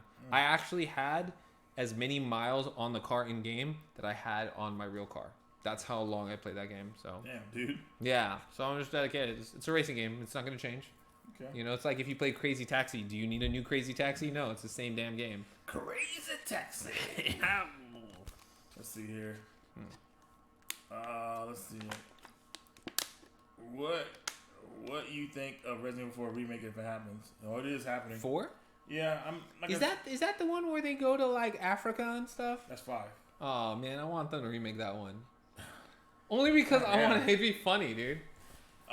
Yeah, they might do it. They're remaking everything. They're remaking Resident Evil 4 because of the way Resident Evil 3 remake ended. So the ending is kind of leading to Resident Evil 4. And that's one of the reasons why they want to remake it over Code Veronica, which I think they're going to remake in the background.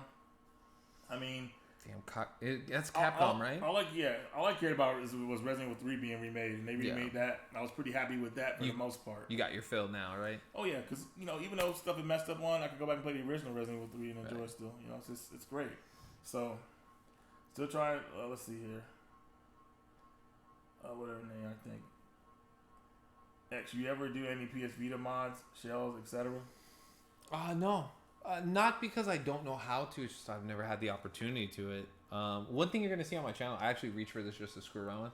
One thing you're going to see on my channel very soon, right before the pandemic happened, I bought 12 Game Boys that were all broken and I fixed them. So you're going to see that. This is one. I think this is one of them that I fixed. No, this is one that has to be fixed. But it comes with like the Game Boy camera and everything like that. You can take a picture and everything like that. But I learned how to fix it. You can hear the sound. But I also fixed the cameras and everything like that. So that's what you're gonna see. So no, I haven't touched the Vita. I never had a Vita. You're Mr. I love the Vita. Yeah, it was good in the beginning, but now trying to get one now is just annoying because it's so scarce to find games. Not here. Cards. Yeah. Oh, is it easy? No. So if you want a Vita here, pawn shops. People pawn them all the time. How much? Would people pay? 80. Okay, that's under $100. So yeah, that's decent. Yeah.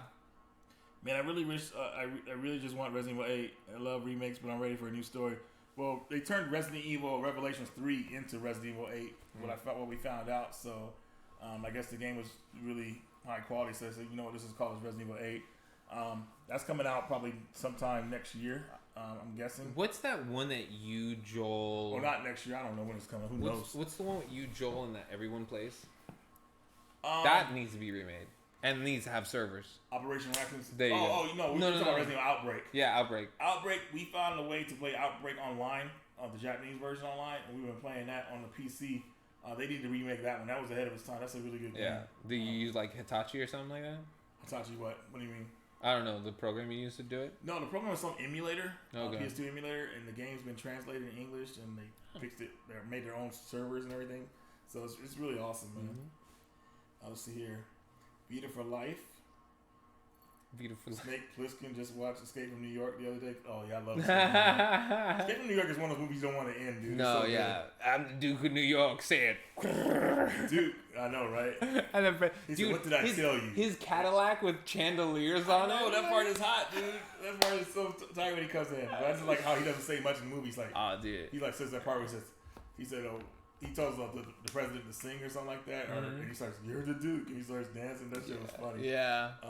It's the president, dude. Could you imagine if they made like some dude captured Donald Trump and made him do that crap and then filmed it, like put him in a TikTok or something like? That's what would happen the next day. Everyone would just meme him to death, you know?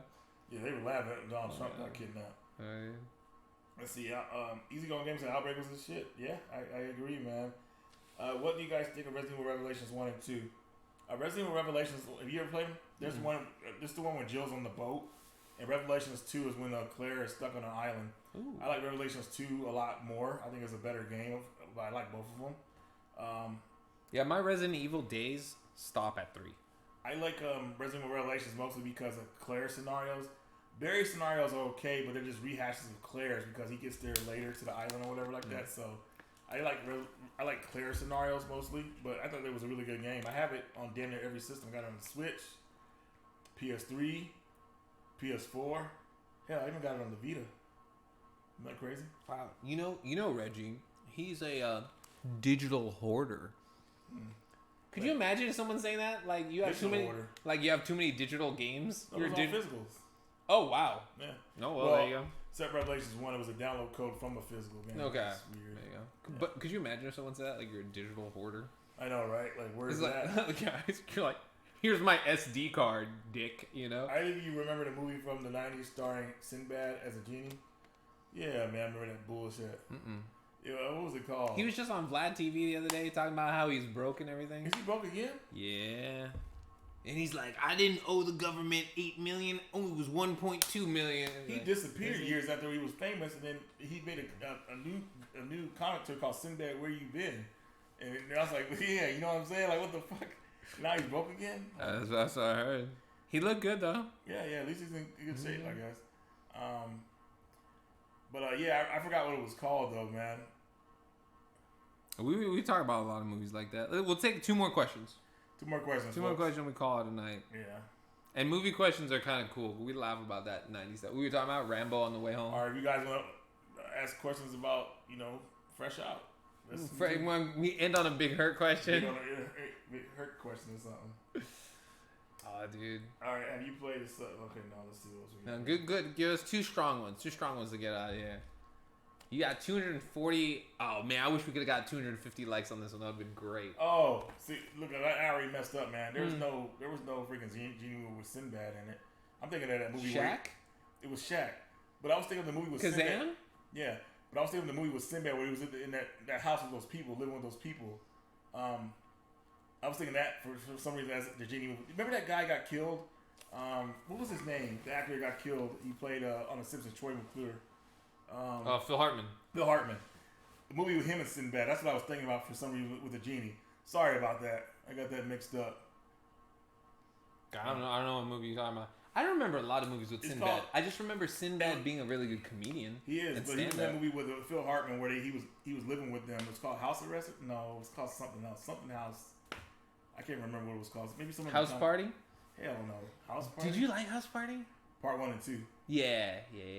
They made a part 3. 3 is like when they're like grown up and... Yeah, it's kind of like weird. Yeah. And they made a part 4. Which one goes to college. Yeah, and then part 4 they made with like immature. Remember that group back in the day? Yeah. And they were kids immature. Yeah. Marcus Houston, yeah.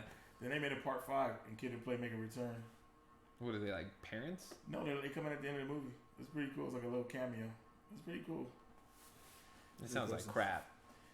You could just watch the clip on YouTube. The second one was good though. Second one was hot. They had Martin Lawrence in it. Martin Lawrence was DJ. Okay, we're looking at a question here.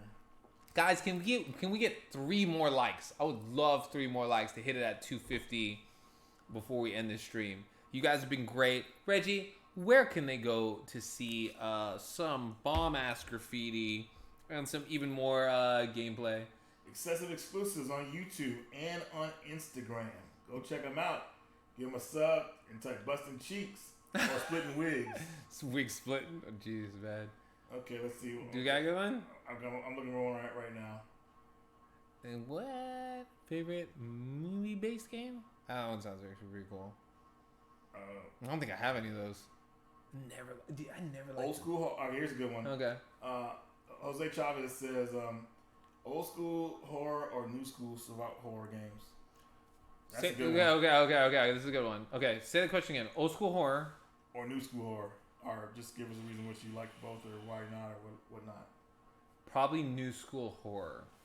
What game? So as an example. I'll put 2 up against each other. Resident Evil 2 versus Resident Evil 2 the remaster. Resident Evil 2 the remaster because the controls. When I was a kid, I hated tank controls. I hate tank controls. I still hate tank controls. It was stupid. I hated the camera angles. I would have loved to enjoy Dino Crisis back then. I probably have the skills to do it now, but I would love to have joined Dino Crisis back then. I can't. But when you see the remaster today, it's beautiful. You shake something off, you can shoot someone. And then when you beat the game, it's like, all right, you have infinite ammo. And then people mod the stuff, right? So you see Jill in or Claire in a bunch of different outfits. That's dope. It's just, it just looks good. And it feels good. Now, the old school horror, the way they look, I'm totally fine with. Was Parasite Eve, could you call that like old school horror? Yeah, it's the second one at least. Okay, the second one? Yeah. I like that. Silent Hill, I like that. It's not that I didn't like those games, it's just I prefer something new. I'm kind of divided on it. I'm going to go more so with the old school survival horror games. Mm-hmm. But they have made a couple of new survival horror games I really enjoy. And I'm going to tell you, Evil Within. Evil Within, yeah. Part 1 and 2. Part 2 is so good. I mean, that's my favorite survival horror game of all time. The Fatal Frames on the PS2, I love. I never really got into those, but I know they're good games. Oh, no, I like. I got to go with more. I got to lean more towards old school because they had a code back then where they made what they wanted to make and not just what they thought people would like. Yeah. They had their own thing going on. Yeah. You can tell. So something Silent Hill is a perfect example of that. So someone tried to say this to me, and it kind of makes sense. The old school horror games are more like jump scares. Like they're gonna get you. Like something comes out, it scares you. Like when something's gonna come out when you play Resident Evil 2. You walk down some aisle, something's gonna jump out. You get a collector item, and you go back the way you came. Something's gonna. Yeah. In the new ones, not so much like that. Okay, let's see here. Last question.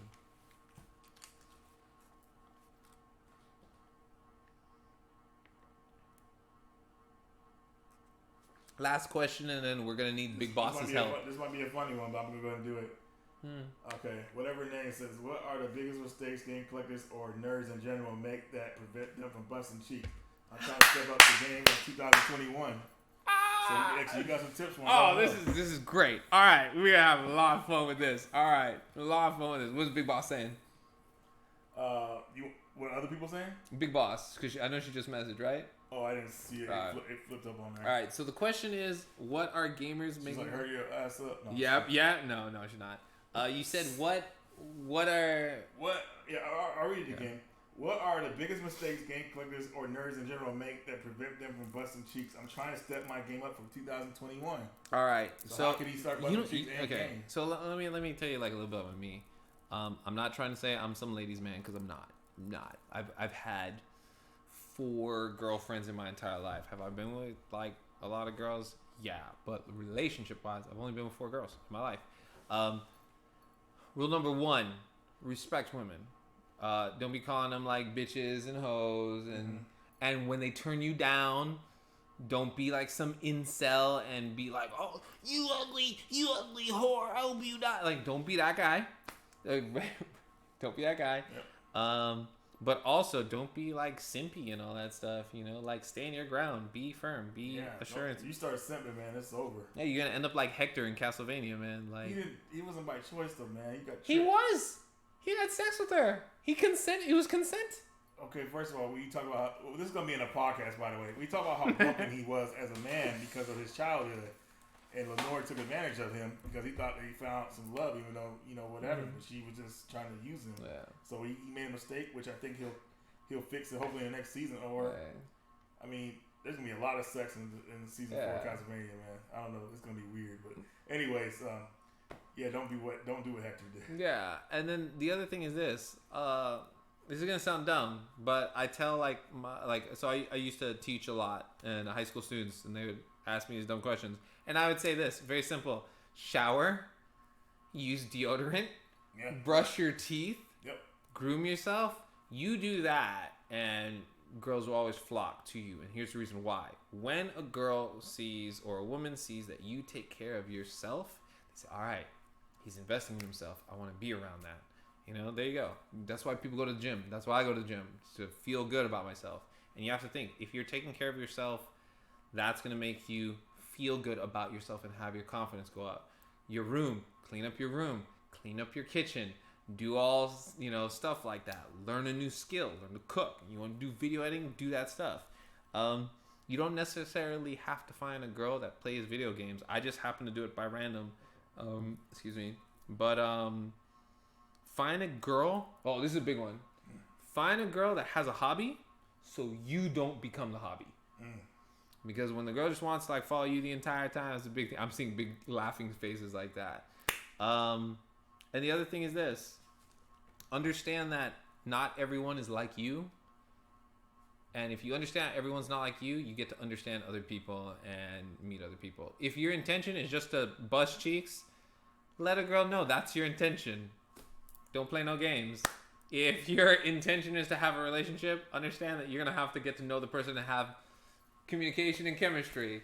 And I think I'm done talking about relationships, man. You don't have to figure out the rest of yourself. Simple, man. If you do make it to get with a girl, man, and you busting cheeks, man, make sure she gets hers first, man, before you get yours. If you do that, it'll go a long way for you. So just make sure that happens. And I'm serious, man. You know it's true. So yeah. But anyways, guys, that's it for the stream. I'm tired. That's why I'm like over just reading the questions all quiet and everything. So, but I want to thank everybody who was here. Steve, everybody. Sarmaru. Sarah too checking in.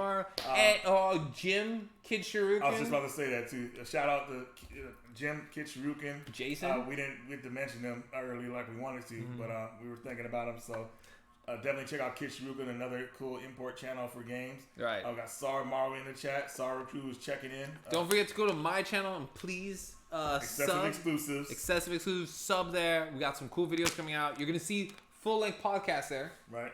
Yeah. What else are you going to say? Elvis Roa, thank you for being here. Elvis dope. Elvis Roa. Miami Sunrise, I want to say hi to him too. He was very good. He goes to my channel, goes to my Instagram.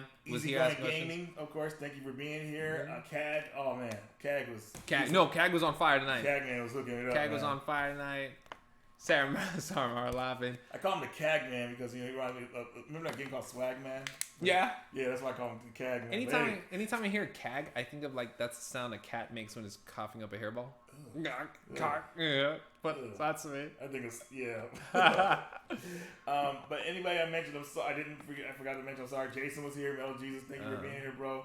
I'm trying to think of anybody else that was here that I missed. We hit 265 likes. Thank you to Big Boss. Big Boss, can you come here real quick? No. Come here real quick. Like, come here real quick. Don't make me kidnap you. I'm gonna have to kidnap Big Boss. If he gets up, I have to kidnap Big Boss. I'm gonna have to kidnap Big Boss here for putting on such an amazing stream. Thank you so much. You can go now. All right. I'm out of here. And we want to thank, and like how some video games end, we want to thank the most important person. Who is it, Reggie? You. All of you. Thank you so much, guys. Appreciate you. Radical Reggie. And X. We will